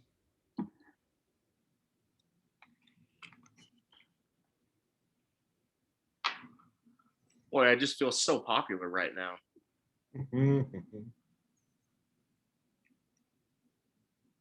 All right. 7:38. Let's go ahead when you're ready. I see a lot of butts and seats. I think we're okay. I did want to say that the Facebook thing is optional. I know Facebook is a little controversial right now with some people. And so if you are not on Facebook or do not feel comfortable being on Facebook, then that's okay. Let's figure out other ways for you to be able to connect with your other students. Okay, awesome. Well, I absolutely love this topic. I find this time period to be an incredibly interesting time period in the United States in particular. We're just figuring out neuroscience. We were figuring out the hippie movement. There was a lot of things that were happening in the country. And so I think that this time is really fun to study. And the person earlier that was talking about acid tests, that's one of my more favorite books that touches on the history of psychedelics. So you guys will quickly learn that I am very nerdy. I love reading, and I read about every possible topic that you can imagine. It may sound ridiculous, but I even log all of my reading, and it's a 600,000 cell Excel spreadsheet to be able to keep track of everything that I read. So I do take my reading seriously, and one of my favorite things to read about outside of cognition and psychedelics is physics. And one of the goals in physics right now is to find a theory of everything, basically trying to figure out a formula or a concept that can basically describe everything in the physical universe. But I love this quote from William James. He's the father of modern psychology. He called himself the first psychologist. He went to Harvard at the turn of the century. And he said something very profound in one of my favorite books, The Variety of Religious Experience. He said, "One conclusion was forced upon my mind at that time." This is as he's talking about his first psychedelic experience. Now, this was turn of the century, so there really wasn't much out there in terms of psychedelics, but he found it with nitrous oxide. So after his first nitrous oxide experience, he said, "One conclusion was forced upon my mind at that time, and my impression of its truth has ever since remained unshaken.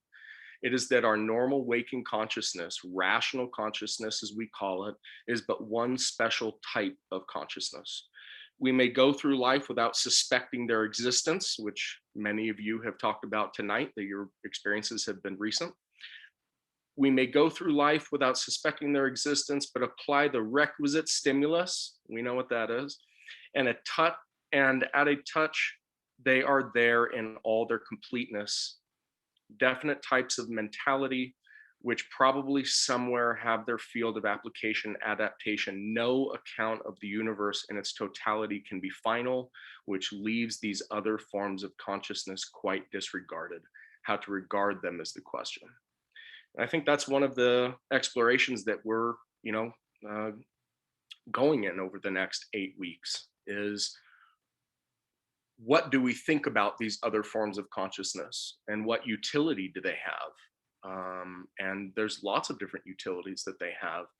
And we kind of all experience psychedelics or altered states in consciousness. I won't just narrow it down to psychedelics, but altered states of consciousness in different ways. We all appreciate different facets of an altered state of consciousness. You may look at it as a form of healing. You may look at it as a form of intellectual curiosity.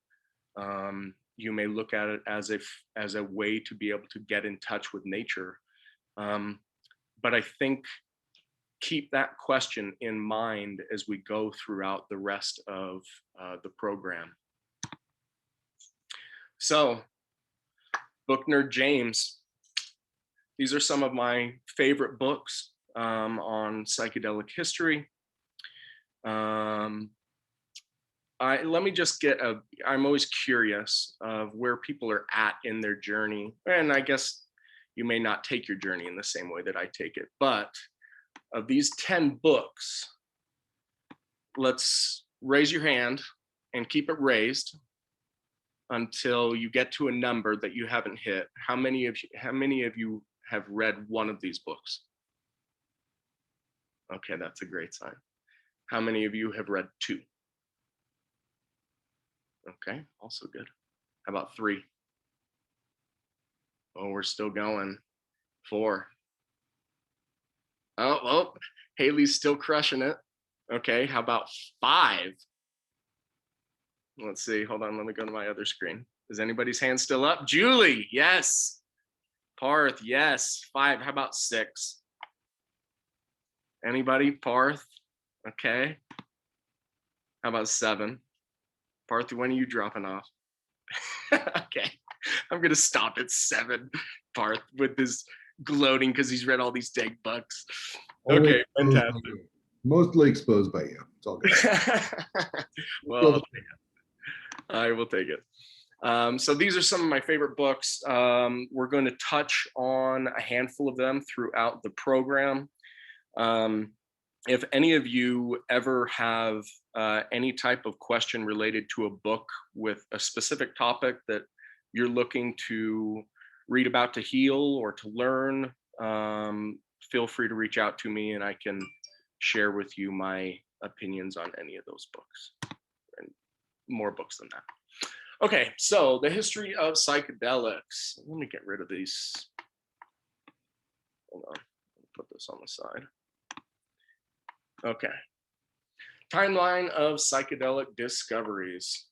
So as Parth was mentioning, kind of the introduction to Western science as it relates to psychedelics kind of came in 1938, really 1943, with Albert Hofmann and LSD. He had no idea what he was doing when he initially was exposed to LSD, but that happened in 1943, actually in 1938. In 1938 was actually the first time that he synthesized LSD-25, and it's called LSD-25 because it was his 25th version of the synthesis. They gave it to mice. They didn't see any interesting results, and so they shelved it until 1943. I'll get more into that history in a little bit, but that kind of changed the game. The original kind of psychedelic in the US, 2 of them, mescaline and psilocybin. Mescaline was first synthesized in 1918, and psilocybin wasn't synthesized until 1955. And funny enough, it was actually synthesized by Albert Hofmann, who was the first to discover LSD. Ibogaine, we don't talk as much in this class about ibogaine, but it is a psychedelic that comes from Africa.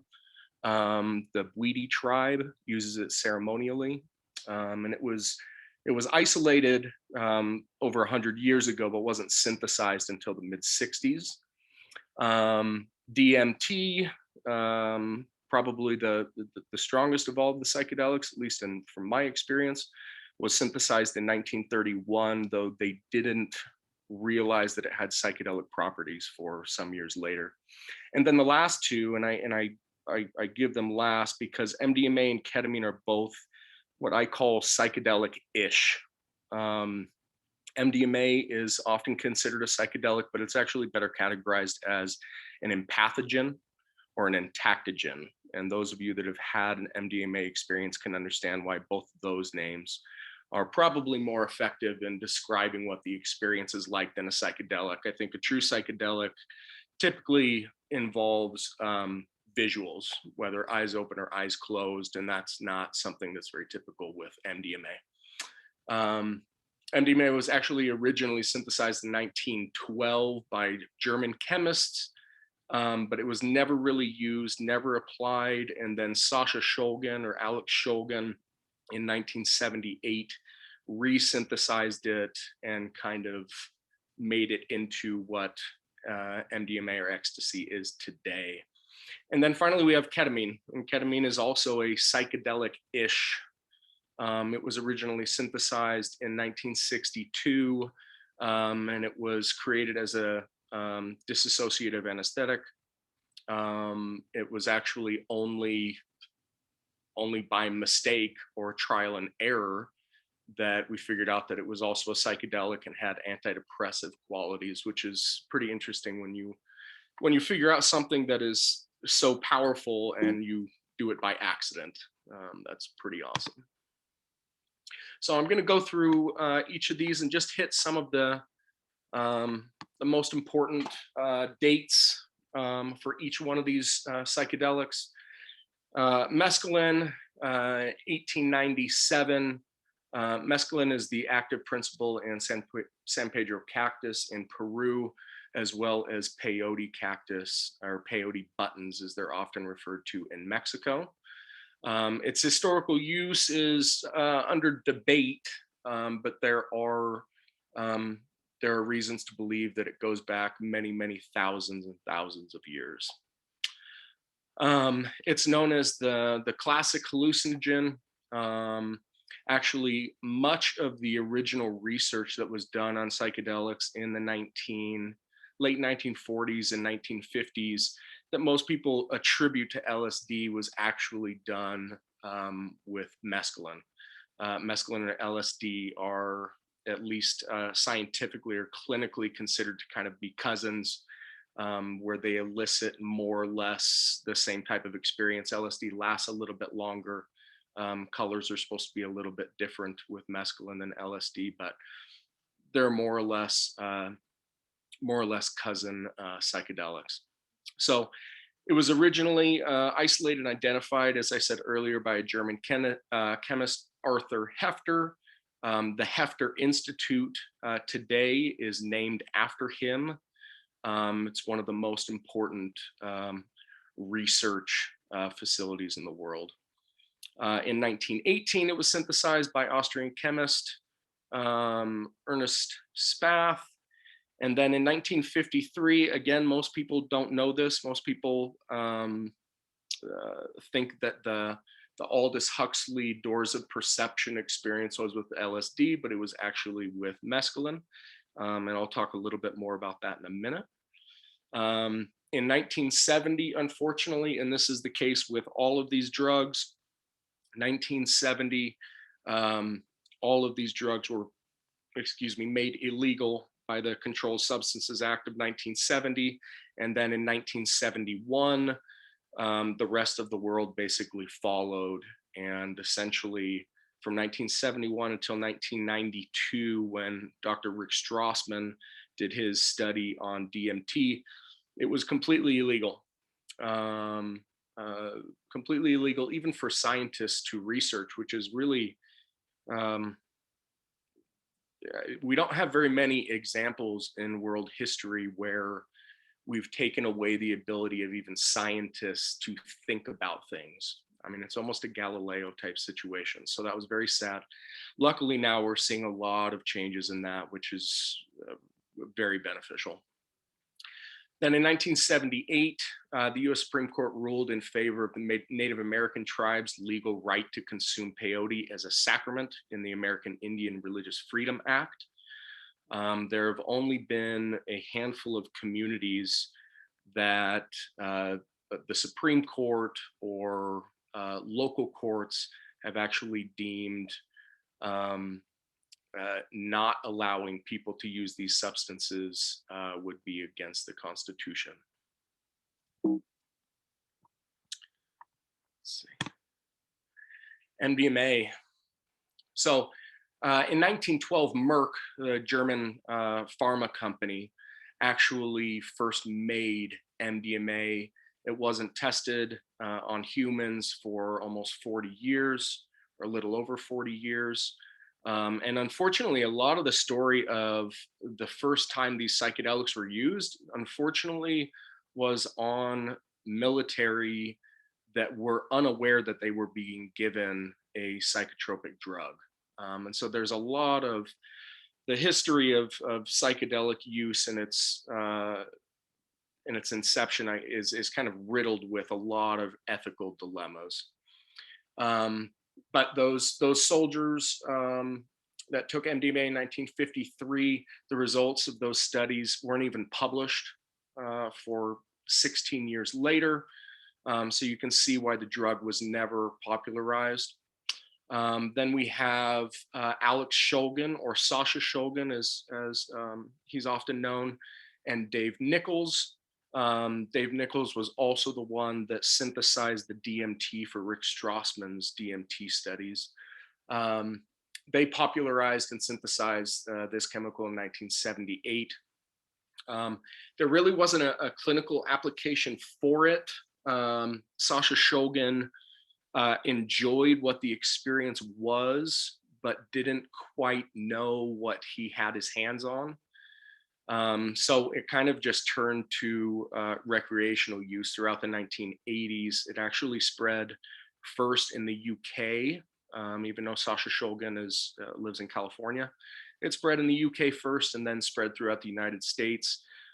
There were some erroneous studies that were done that have since been mostly proven false, that actually got MDMA made illegal in the 1980s. Rick Doblin, the head of MAPS, was actually one of the people that was fighting for MDMA to not become illegal in the 1980s. He lost that battle and realized he needed to up his game. So he went to Harvard and got a Ph.D. In public health. And he is now kind of leading the way throughout the world in decriminalization and legalization measures. So we have a lot to be thankful for from Rick Doblin. So currently, MAPS basically owns the protocol for the clinical trials of MDMA-assisted psychotherapy. All of the different psychedelics have an ism to them. So they're kind of all similar in some ways, but if you really dive deep into it, there are some pretty substantial differences. And what they've found so far is, at least for PTSD and trauma, MDMA appears to be the chemical of choice coupled with psychotherapy. And we will actually have Paul Uwe on in a few weeks to discuss the MAPS clinical protocols and give us a 101 on all things MDMA and MDMA-assisted psychotherapy. James, can I have a second for the? Yeah, of course. So I think it's important to note that, so along with in the war on drugs, so in the late 70s, or I guess let's see, late 60s. Late 60s, yeah, it was, most drugs were banned. MDMA was recreated by Sasha Shulgin in the late 70s, and then it took another 5 or 8 years for the FDA to catch up and say, we don't like that either. But a lot of research was done in that time, including some of, Jim Fadiman, Phil Wolfson. Let's see, apart from that, so in '85, it was actually Rick Doblin of MAPS that he was doing his Harvard Ph.D. in public policy and decided, this is the war that I want to fight for the rest of my life. And it really is, for the last 35 years, he's the guy. He's the one that has fought so hard to keep MDMA assisted therapy alive.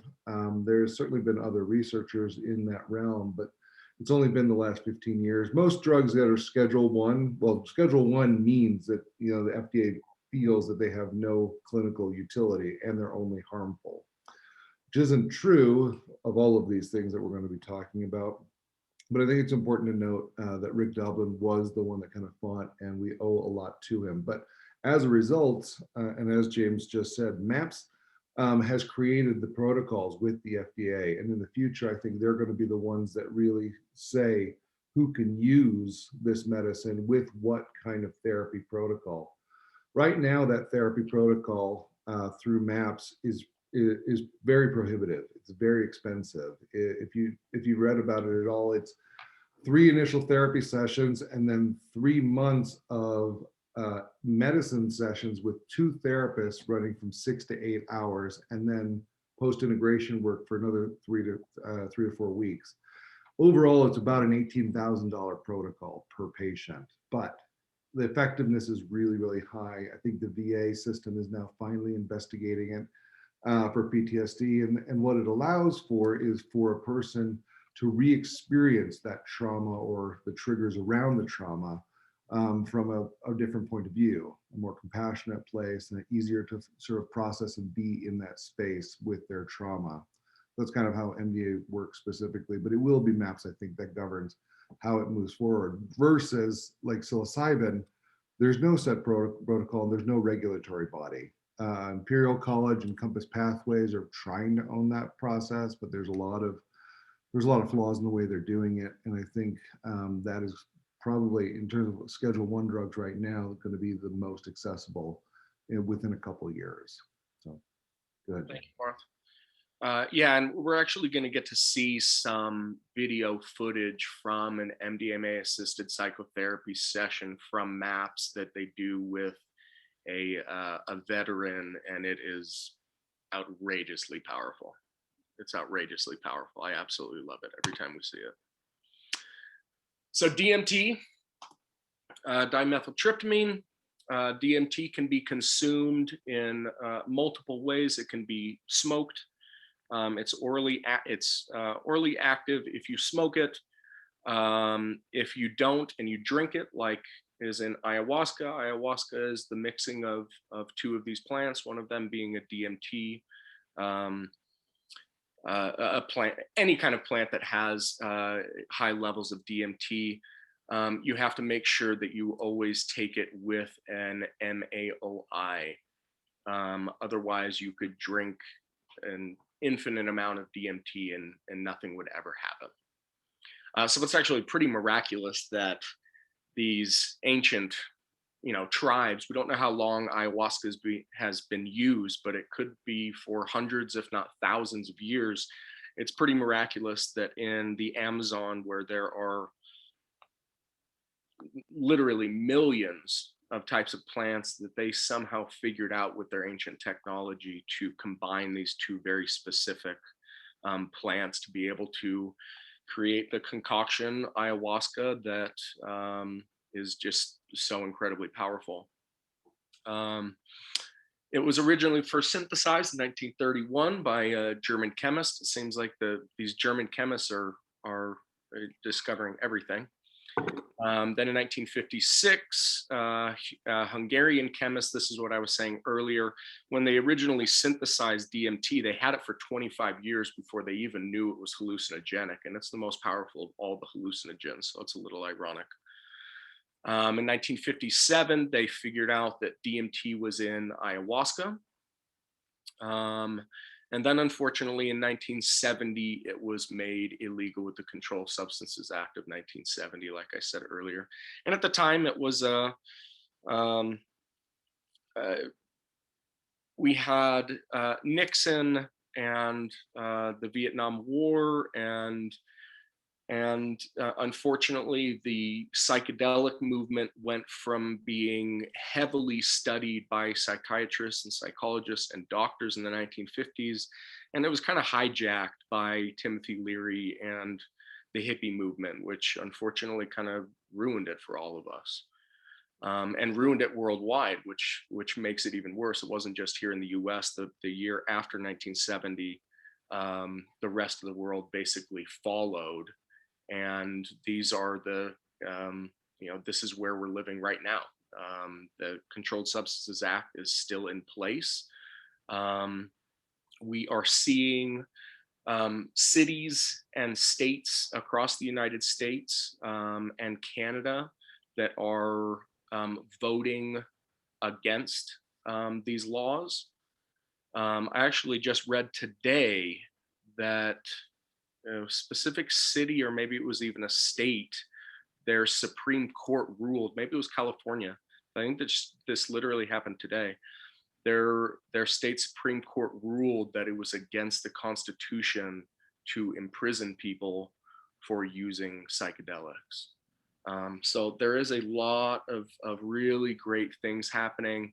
Santa Cruz and Denver and Boston, lots of cities, and then the entire state of Oregon, they're decriminalizing and they're making psychedelic assisted psychotherapy legal. Oregon is the first state to try to lead the way.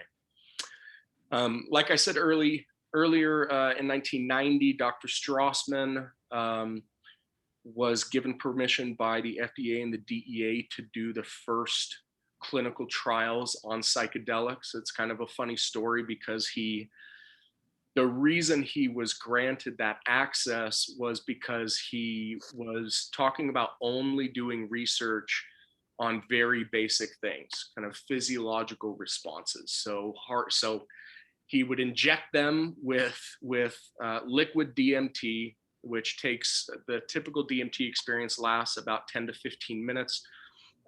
Liquid injected, it makes it last for about 4 hours. For any of you that have had a DMT experience, imagining a DMT experience lasting for 4 hours is a little unimaginable, at least for me.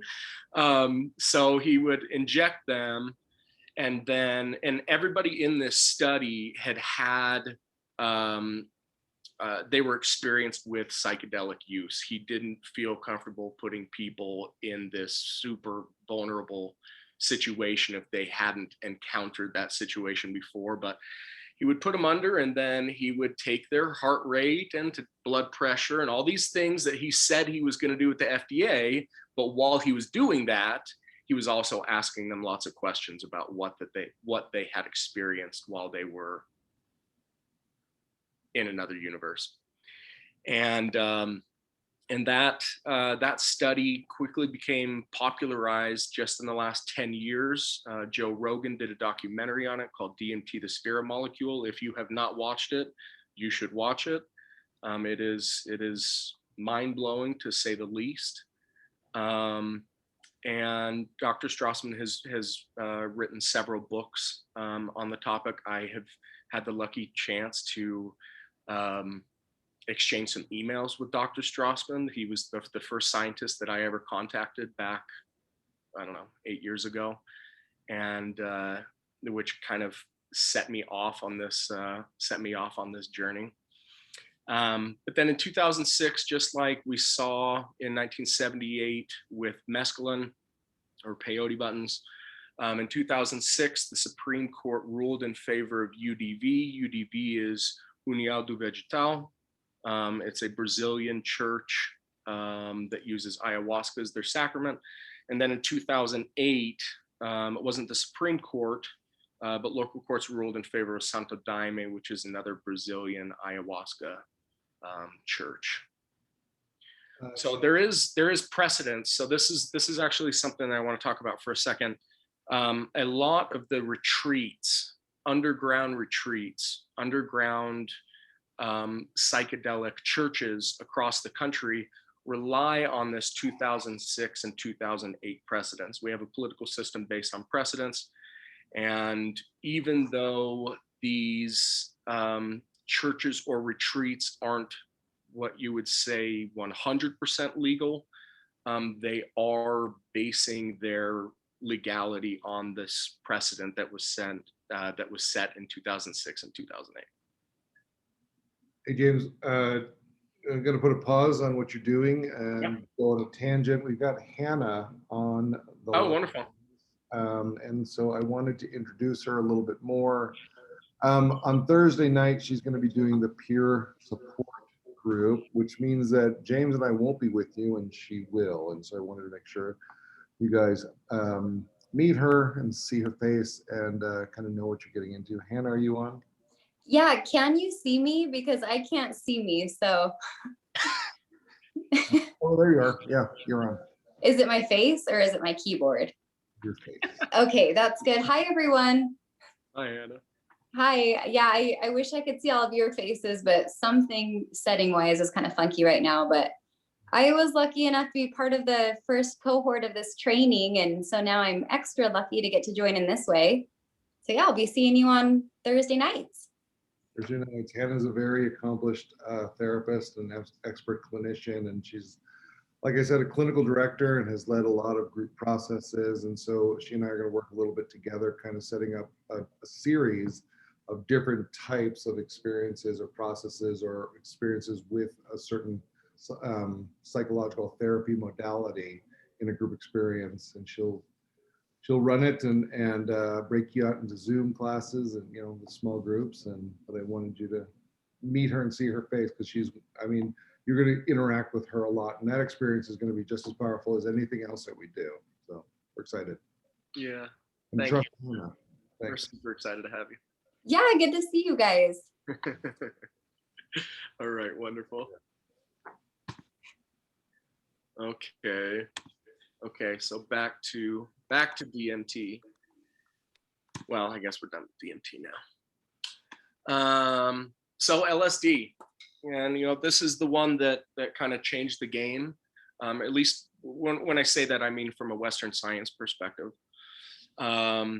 It was Albert Hofmann in 1929, graduated with his Ph.D. in Switzerland, and decided that he wanted to work at a pharmaceutical company where he would be allowed to work on plant matter that had already proven efficacious in some way. Then he would take the plant matter and synthesize different molecules from that plant life. And so he started working there in 1929. By 1938, he's working on ergot. Ergot is a fungus that grows on wheat and barley and other plant life like that. If you have read The Immortality Key, which I highly recommend, it talks about how ergot was probably the mechanism of action for the ancient Grecians and Romans when they had their psychedelic experiences.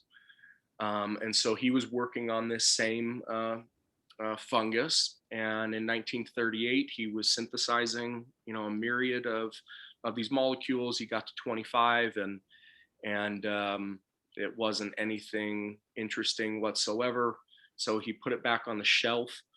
But what's really cool about this story, and there's a lot of kind of mythology around this story, but Sandoz Pharmaceuticals, because their chemists were creating so many new molecules all the time, it was a basic rule at the company that once you created one, if nothing came of it, when you shelf it for good. You never look at it again. But for some reason, 5 years later, Albert Hofmann decided there's something about this molecule that I want to look at again. And he said that he had, synthesized thousands and thousands and thousands and had never retested any of them. But he did with LSD 25. And in 1943, he was working with it, and he started feeling a little bit funny. This was on April 16th, 1943, I believe. He was working on it and started feeling a little bit funny, probably something like something a little bigger than a microdose, if you felt what that experience is like. And he decided, well, this is kind of enjoyable. I wonder why I'm feeling like this. And what's really interesting is the very first thing that he thought of was he had had mystical experiences as a child in nature. And as soon as the experience started coming on, the very first thing he thought of was, oh, this feels like that feeling that I had in nature when I was a little kid a handful of times. And anyway, he didn't understand how any of the chemicals that he had been working with that day could have possibly created the effect that he was feeling, because I guess he was, so careful with his protocols. But he thought, you know what, maybe it's this LSD 25. And so 3 days later, on April 19th, 1943, he went into work and he told all of his lab technicians and everyone else that he worked with, I'm going to self-experiment, and I'm going to try this substance that I think maybe made me feel really nice, 3 days ago. And at the time, so LSD dosage works on micrograms. So that's literally 1/1,000,000th of a gram. Think about how weightless 1 gram is, and then think LSD works on the 1/1,000,000th of that level, which no chemicals at the time worked at that level. Mescaline that was known, psilocybin, it's thousands of times less potent than LSD.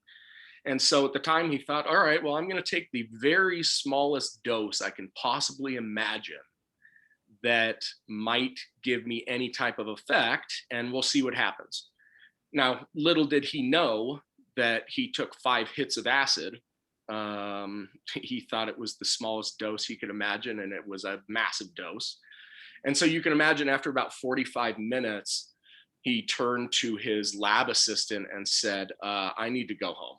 Something is really happening here that is crazy. Now, at the time, this was during World War II, and so there were gas conservation laws. And so people weren't really supposed to be driving cars. Everyone was supposed to ride bikes.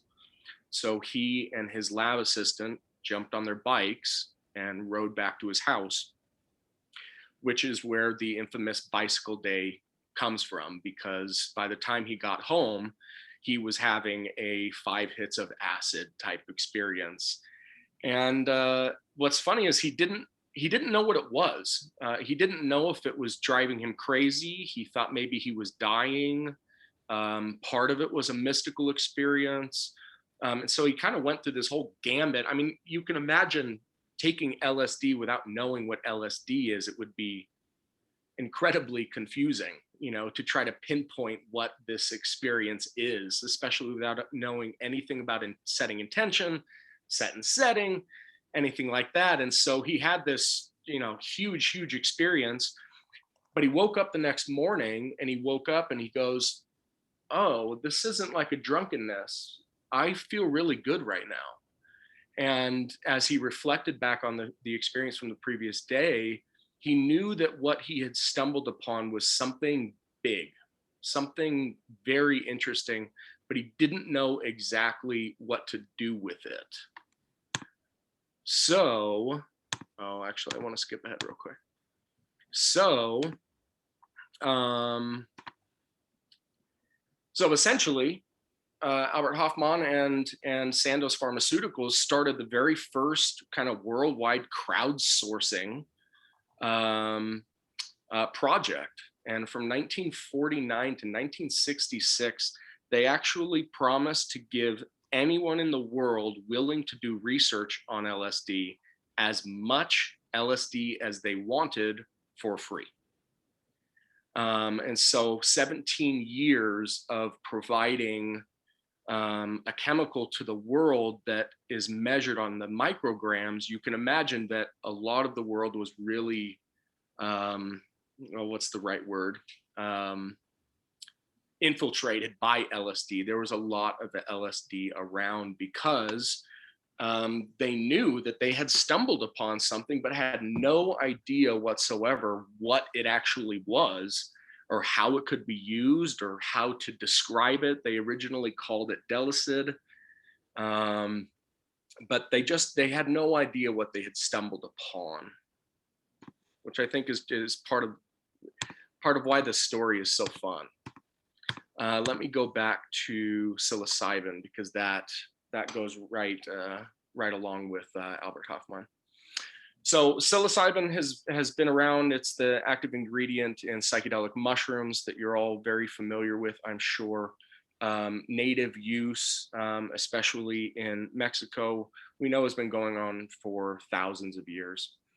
In 1953, Gordon Wasson, who was actually a vice president at a New York investment bank, he and his wife, Valentina, were mushroom enthusiasts, and they decided to go to Mexico. They had a working hypothesis that that these mushroom cults in Mexico that no Caucasian person had ever participated in, that there was something actually to these mushroom cults. And they proposed that it was something in the mushroom that was actually providing a psychedelic experience. So they went down to Mexico fairly frequently for about 3 years. And in 1955, they were finally able to convince a shaman named Maria Sabina, who has gone down in the annals of history, to provide a psychedelic experience for them. And they had this experience, and of course their minds were blown.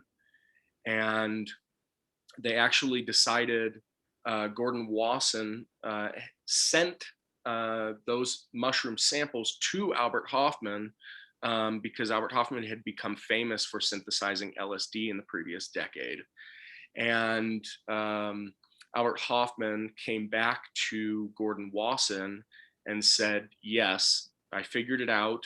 There are two psychedelic components in these mushrooms. And now we actually know that there's more than that.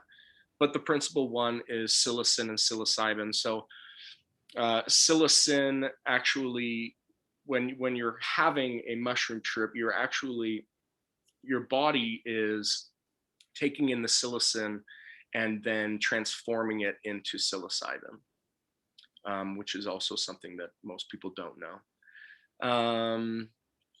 And then now the clinical trials that are happening are very, very exciting.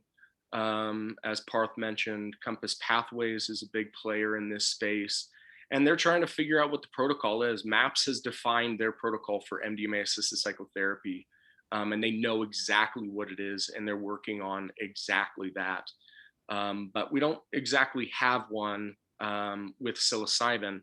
It is interesting, though, that the protocols that they are creating right now are different than the MDMA experience. So with MDMA-assisted psychotherapy, you're actually administering the MDMA to the patient or the client, and then while the patient is having their MDMA experience, you're actually talking with them and providing psychotherapy.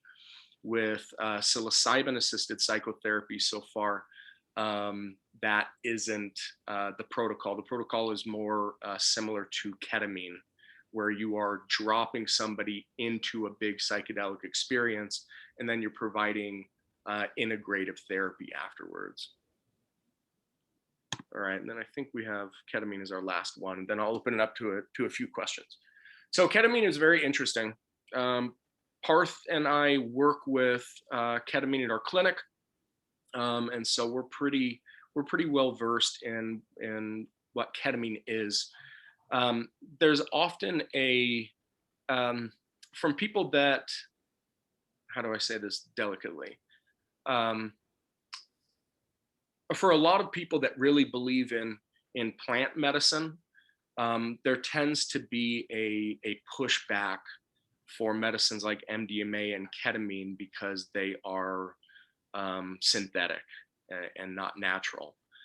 The jury is out to whether or not that actually matters. But how I feel is you're looking for the experience, you're looking for the healing, and however that comes, I think it's an effective medicine. So I'll just say that and then leave it there. So in 1962, they were actually looking for a replacement for PCP that was being used in medical facilities for when people undergo surgeries or whatever it might be, that it's the chemical that puts them out. PCP obviously has some pretty harsh side effects, and so they started trying to create something that was similar to PCP without the negative consequences, and that's where ketamine was born. It's called a dissociative anesthetic. And so again, just like MDMA, this is a psychedelic-ish because it has other components to the experience that aren't very typical of a basic psychedelic experience. It was first tested in 1964. Unfortunately, just as, was it mescaline that was used on soldiers, this was used on prisoners. So again, very iffy ethics here. 1965, recreational use began in the Western world. In the 1970s, psychiatrists like Stan Grof and John Lilly thought that there could be a really important therapeutic value to ketamine, but it wasn't explored heavily. And then in 1999, it was scheduled as Schedule 3. In 2013, the FDA designated ketamine-assisted psychotherapy as a breakthrough therapy, which is where most of this ketamine momentum has come from. And then in 2019, the FDA approved S-ketamine nasal spray as an antidepressant and anti-suicide prevention medication. It's actually the only anti-suicide prevention medication in the world.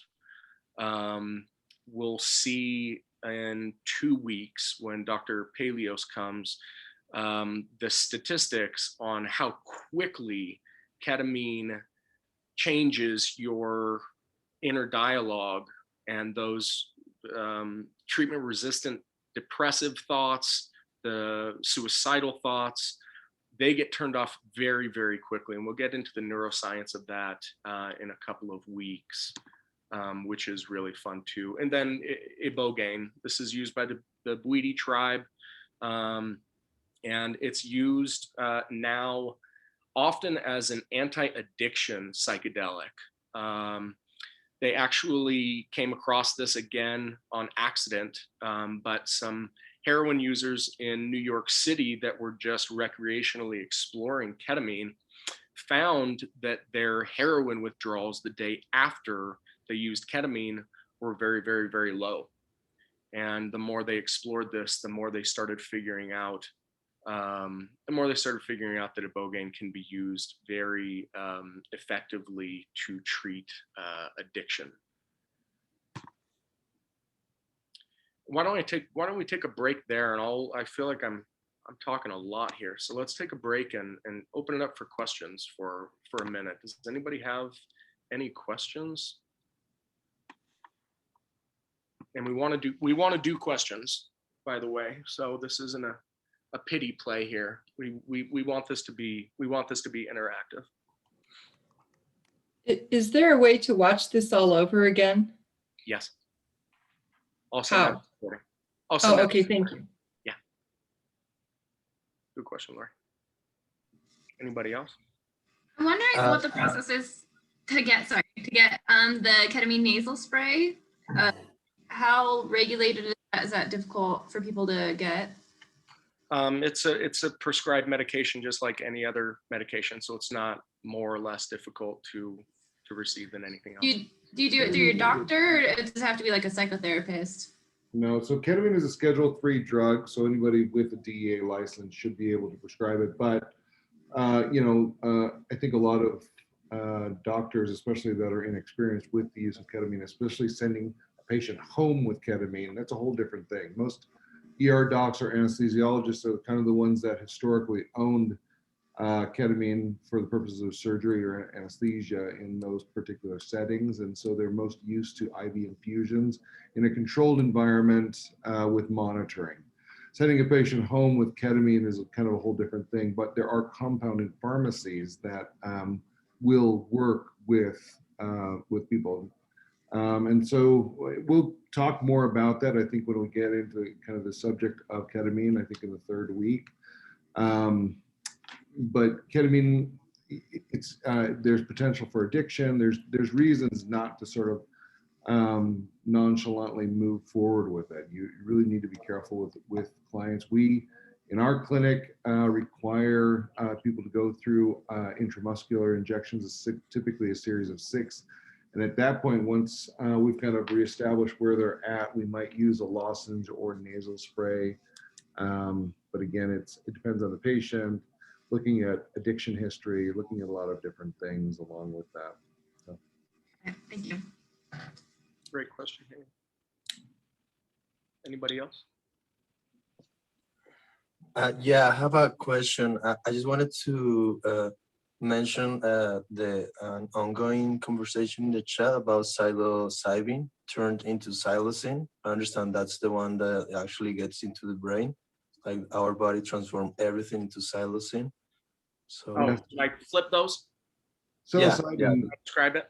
Yeah. Psilocybin is the active ingredient in mushrooms. Sometimes there's psilocin or so psilocybin gets broken down in the system, and then psilocin is what can cross the blood-brain barrier. So. Yeah. Thanks, Sarah. Anybody else? So is ketamine, you said it was addictive. Is that like habit forming? Like, what do I want to say? Is it physically addicting? It's both physically and psychologically addictive. Is that true with most psychedelics? I thought it wasn't. No. Okay, thank you. That's one of the reasons why I call it psychedelic-ish, because it has some qualities that don't fit the mold. There was a really cool study that was done by Dr. David Nutt in the UK. He was the drug czar for the UK government, and he came in and he basically said, let's do a study where we're actually looking at harm and all the different levels of harm. So community harm and self-harm. And I think there were 16 different categorizations of harm. And let's lay out every single one of these drugs. And if we were just looking at drug policy from the perspective of harm reduction, how should we go about establishing these laws? And of course, ironically, the most dangerous and destructive drug on our planet is alcohol, which is readily available on every corner. And then I believe it was heroin, followed by crack cocaine.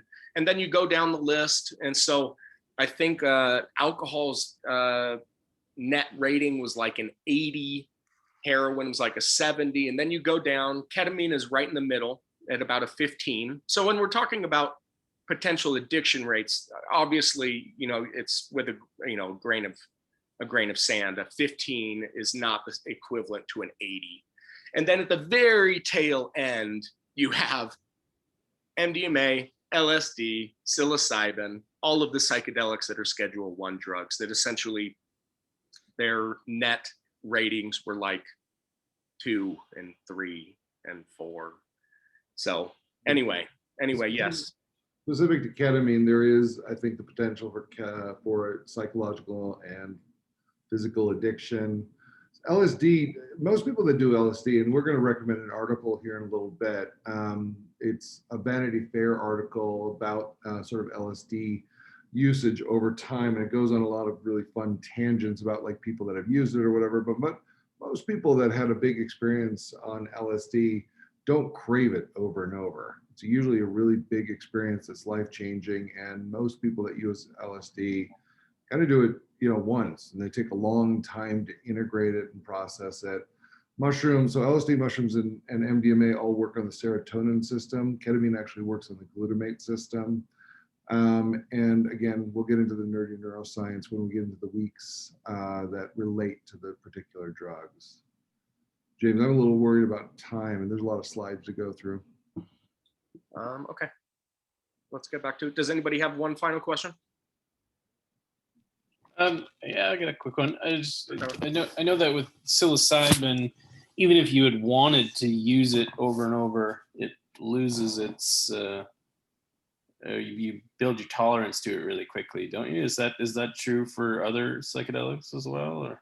It is, so like with ketamine, if we're giving a short burst, like often the gold standard is 6 ketamine treatments in a short period of time, say 3 weeks, so 2 sessions per week. If we're treating a pretty significant mental health condition, but tolerance is really quick with ketamine. And so we're going up maybe 5 or 10 milligrams each dosing session because the tolerance is there so quickly. Psilocybin, the Fadiman the microdosing protocol was day 1 on, day 2 and 3 off, because it wouldn't be effective the next day. That's what he felt at the time. There's several different microdosing schedules that are used at this point, but one of the reasons that James Fadiman initially used the 1 day on and 2 days off schedule is because of the issue of tolerance. Same thing with LSD. Yeah, and they're also the people in the psychedelic field are trying to stay away from the typical pharma model that we currently have of take something every single day, and once you get off, you're going to have withdrawals, and things aren't going to go well, and so just in general, one of the things that Dr. Fadiman has talked about is we want to stay away from this pharmaceutical model. We don't want people having to replace their SSRI antidepressants with just something else. That's not what the movement is trying to do. And there is some evidence too, anything used long term or habitually can be damaging. So again, we'll get into the nerdy neuroscience of this, but using psilocybin like chronically long term, it's kind of linked to heart conditions, and that has to do with the receptors, the 5-HT2A and 2B receptors can be linked to cardiac issues if you have chronic use. So there are things that we'll talk to that you don't want to be using these things long term. So. That's great. Thanks, Parth. Okay, let's dive back in. We talked about this.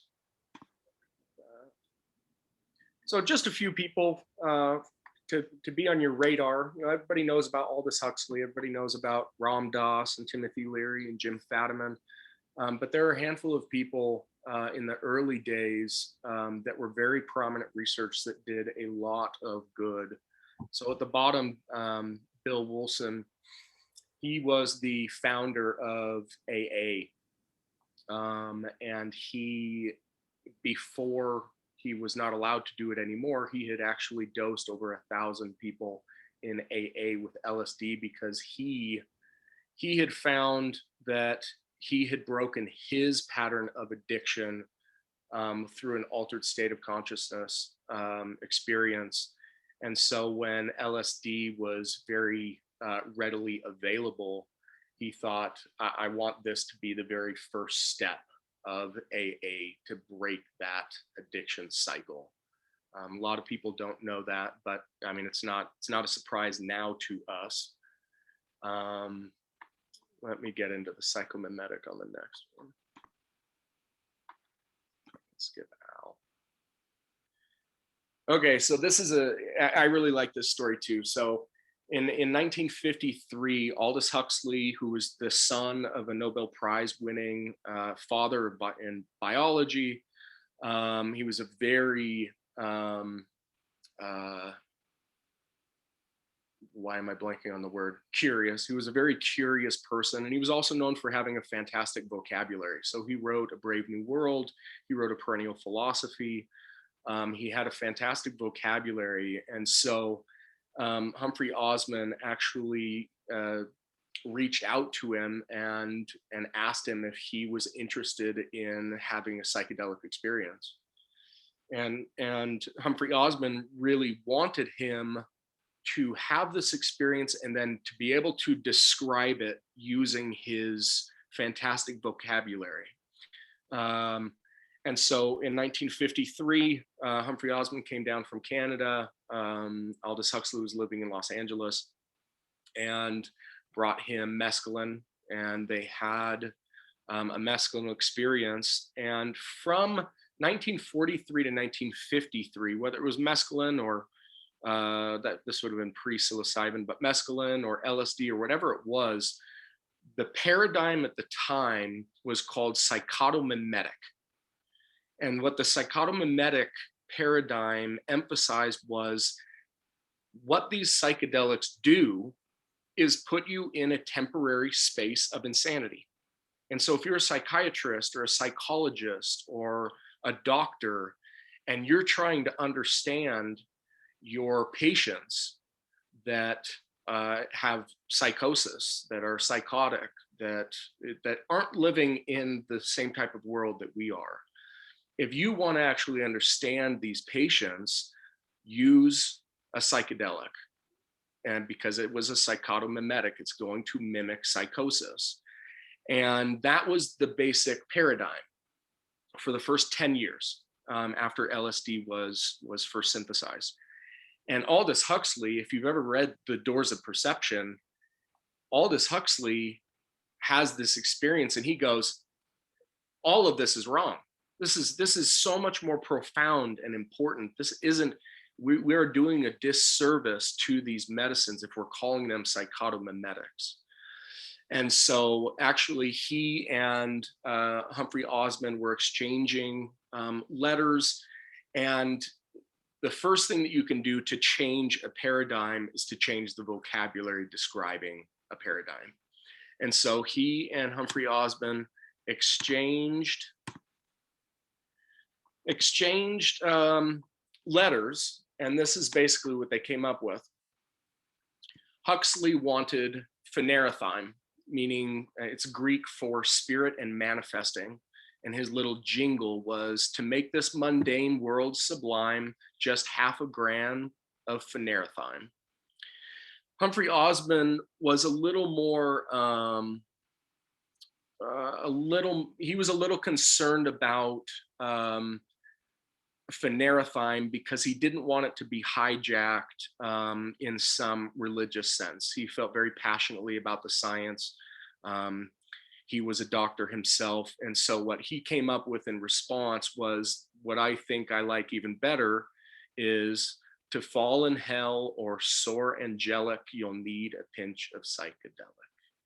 And it comes from the Greek mind manifesting instead of spirit manifesting. And so what happened with this whole paradigm shift is, let me go back to here, we have a change in the way that people were thinking about these drugs. So again, originally, psychotomimetic, mind drug mimicking psychosis. And then there were two kind of modalities or paradigms that went from there: psycholytic and psychedelic. And with psycholytic, you're talking about low doses of psychedelics. So kind of like the MDMA assisted psychotherapy I was talking about before, where you're actually giving the drug to the patient, and while they're experiencing this low dose of this drug or mind loosening, you can actually help them, therapeutically. Then you have the psychedelic model, which is the deep model, the mind manifesting. It's for ketamine, it's a K-hole. For LSD, it's a big trip. For DMT, it's blasting off. And then recently, I don't know if I'd say recently, in the last 20 years, there's been another movement to actually move away from the word psychedelic, because it's kind of during the hippie movement, it got a bad name. And so the main name that people are looking at right now is entheogen, becoming divine within, which is a lot closer to how Huxley thought about this paradigm. But you can see that there's been a big evolution in the way that we've thought about psychedelics since 1943. And that evolution continues. If you are interested in some of the darker sides of what happened in the psychedelic world between the 50s and the 70s, Acid Dreams is a fantastic book. It goes through all of the CIA documents that have been uncovered over the last, primarily since 2001, 2018. Really interesting book. It's also a little bit sad. It goes into how the US government was dosing people without telling them, without letting them know. And unfortunately, the exact same stories that the government used as reasons to make psychedelics illegal, they were actually responsible for most of those experiences. So almost all of the experiences where people were jumping out of windows, people were inadvertently killing themselves on LSD. Most of these people were dosed by the CIA. The CIA was very concerned at the time with Russia, and they thought that Russia was weaponizing LSD. And if I am going to make one excuse for the CIA, I think they were trying to keep up, and for better or worse, that's what they did. And it lasted for about 20 years. Again, very fascinating, very interesting. Check out Acid Dreams. And then Parth, do you actually want to take this? The psilocybin project, and then getting into Mill Creek? Sure, yeah, that's fun.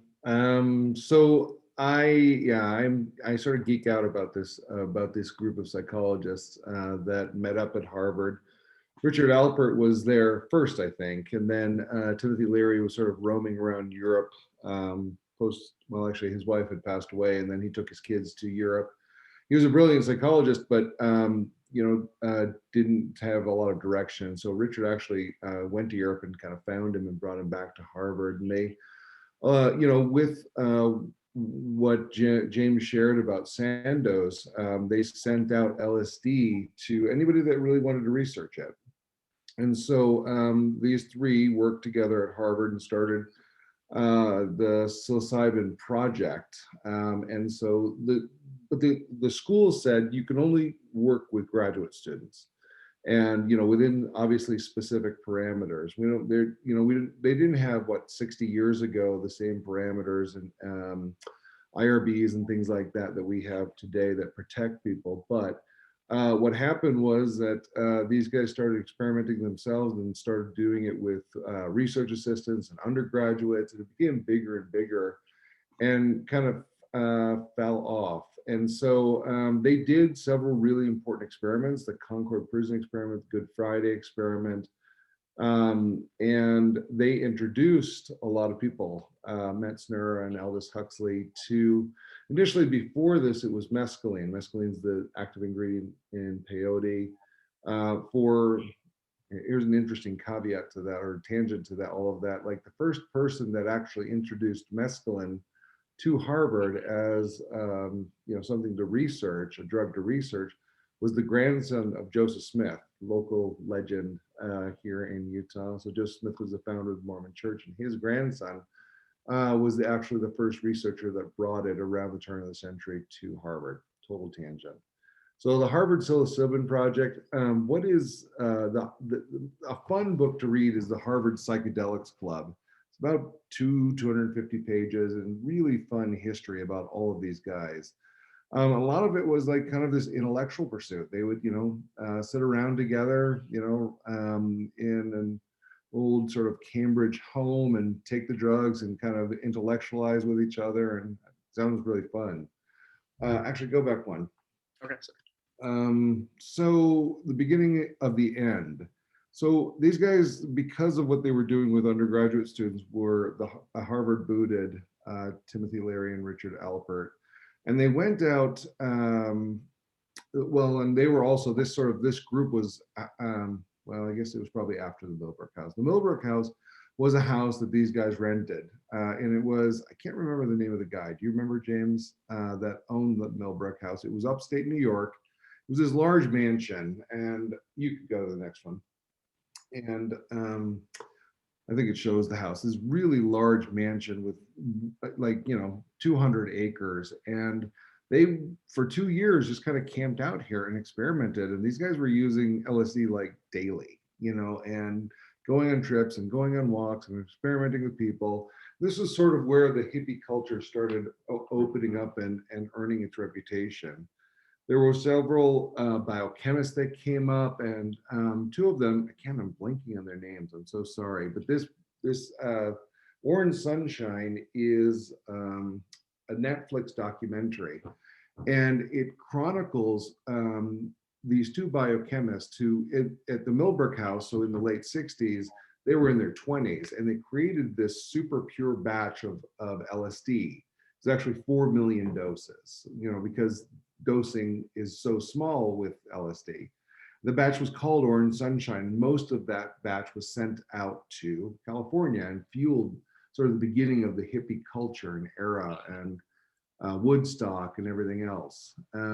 But this, again, there's this article about the Millbrook House experiments and what was going on. Along with this, so psychologists, psychiatrists were using LSD in research across the country. I think I mentioned the Vanity Fair article, which, James, is that referenced anywhere? Mm-hmm. So it's this fun article written about 10 years ago about, it's called Carrie in the Sky with Diamonds. It's about Cary Grant's therapeutic use of LSD. He did LSD once a week for 2 years. He was already, I think, in his 50s, and he sort of remarkably says, I wish I had this 20 or 30 years ago. It would have saved 3 marriages. It really evolved and changed him. He was actually introduced by his then wife, who was doing LSD and therapy with a psychiatrist, and Carrie wanted to figure out what was going on, and he went in to reprimand the psychiatrist, and ended up buying into the whole process and really changing his life using LSD therapy. So there's some articles and some interesting documentaries in all of this. Timothy Leary, what is it? Tune in, turn on, and drop out. That was his kind of famous saying. And it was, this idea of let go of the sort of the stigmas and the ideas that the major culture and that the government kind of puts out. Nixon called Timothy Leary the dangerous man in America because, he was a proponent, Timothy Leary was a proponent of free thinking.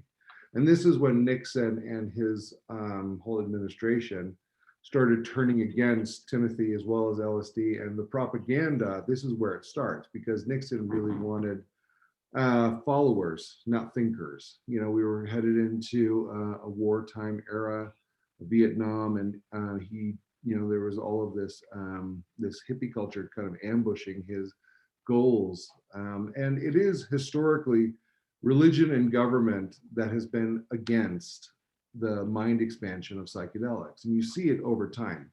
Every century or half century throughout history, we've got this group that rises that uses psychedelics. They called it witchcraft in the 17 and 1800s. They burned all of these witches that were using homeopathy and probably mushrooms and other things to increase consciousness and awareness. Well, government and religion at the time didn't want free thinkers. They didn't want this thing that was really scary to Christianity. And so they use these excuses, but you see this over and over and over. And really, so we've been in this kind of studying and using, research and everything for 4 or 5 years. And I've been tracking the increase and the very fast exponential increase of psychedelic use, both in research as well as just, everyday settings, recreational settings and everything. And I have been wondering what it will be in this era that will try to drown and shut down psychedelic use. And I think in the time of internet and Michael Pollan and all these things, that's hard to foresee.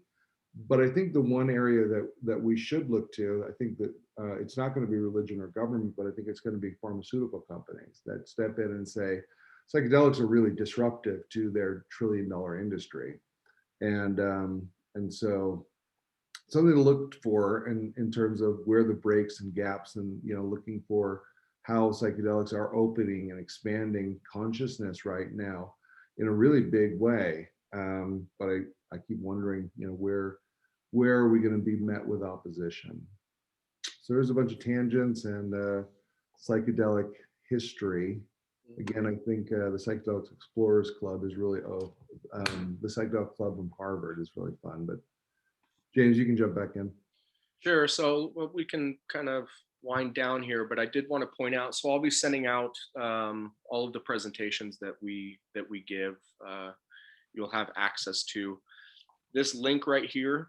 And even though it's a PDF, all the links are still live. This link right here goes to the biggest timeline of psychedelic discoveries than you could imagine. It goes on for pages and pages and pages. It is incredibly comprehensive. It hits on everything that's important. Terence McKenna, Albert Hoffman, Aldous Huxley, and Nicholas Sand. And anyway, that's a fabulous resource for you after the class. And then we'll end on this and talk about clinical trials. This is one of my favorite quotes. This is from Stan Grof. Again, Stan Grof has probably provided more psychedelic assisted psychotherapy to patients than anyone else in the world. And he says, psychedelics are to the study of the mind what the microscope is to biology and the telescope is to astronomy. I find that incredibly powerful because it really has been, the discovery of LSD, like Parth brought up before, changed neuroscience. It changed it forever. We discovered serotonin because we first discovered LSD. And so there's so much to this work that is so exciting. The research is never ending. And on that note, we wanted to talk about a first homework assignment. So I'm going to split everybody up into groups tomorrow. James, go to the last slide in this deck. Sure. It'll give them some more explanation. Oh, the clinical trial slide.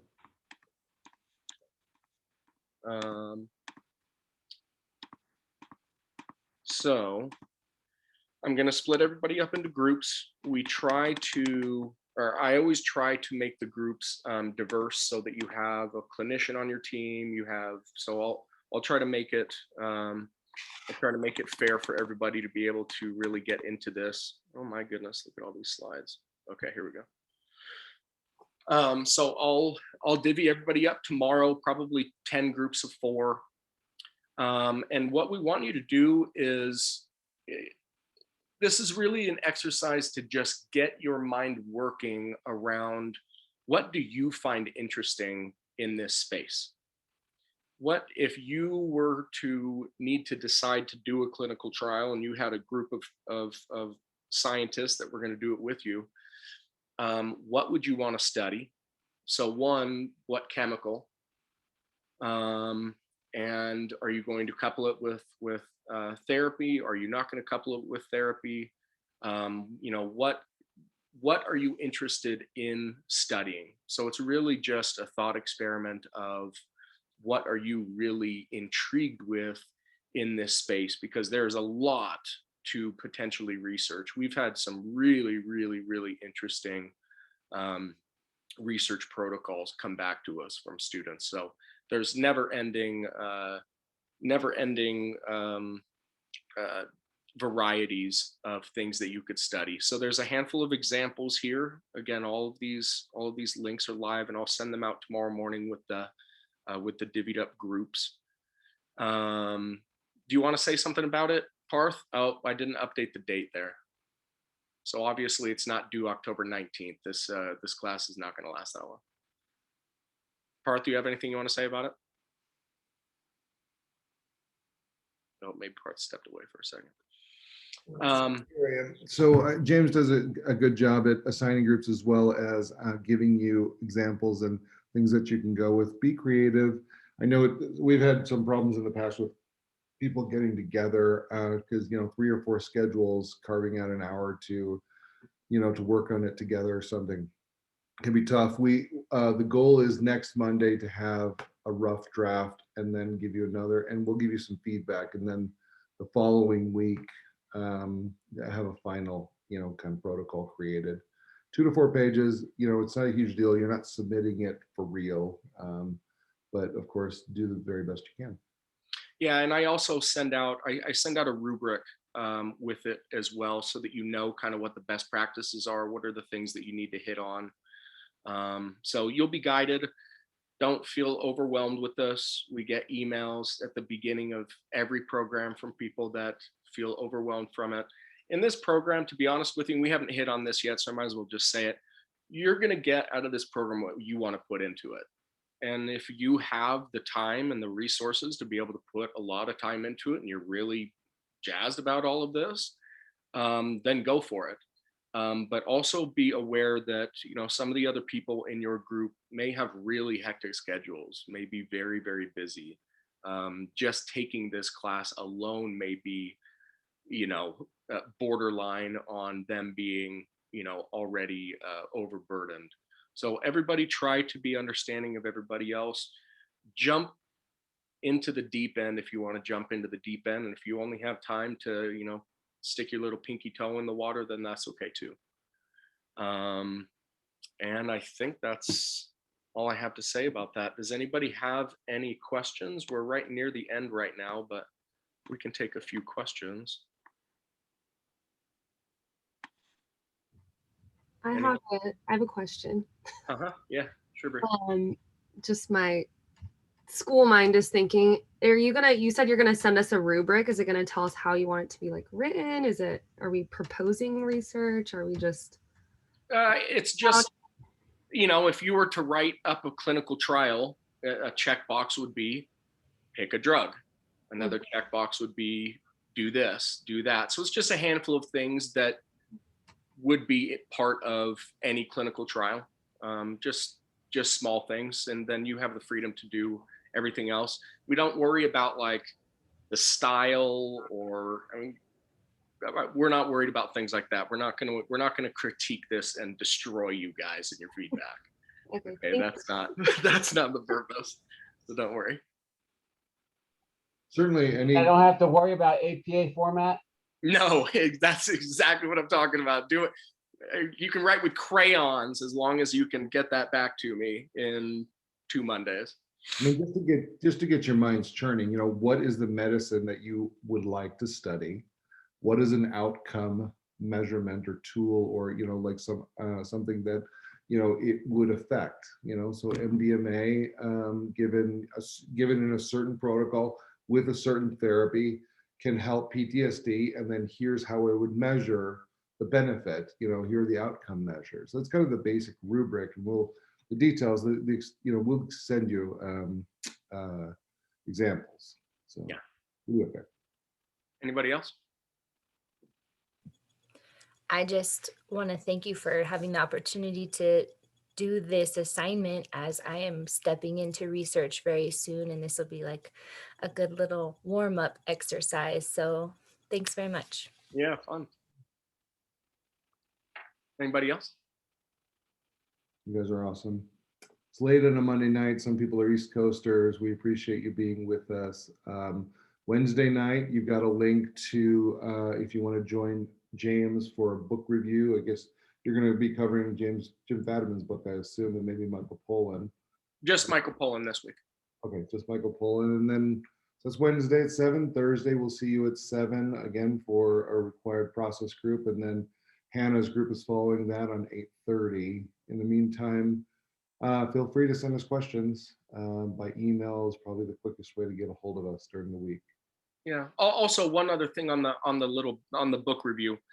So some of you may not be able to, this is a heavy book program, probably because I'm the one deciding on the books, and you know, we want to introduce you to a lot of ideas. You're not going to be able to read, or likely not going to be able to read, every page of every book that we have. It's 5 books in 8 weeks, and some of them are, I mean, How to Change Your Mind's like 500 pages long on its own.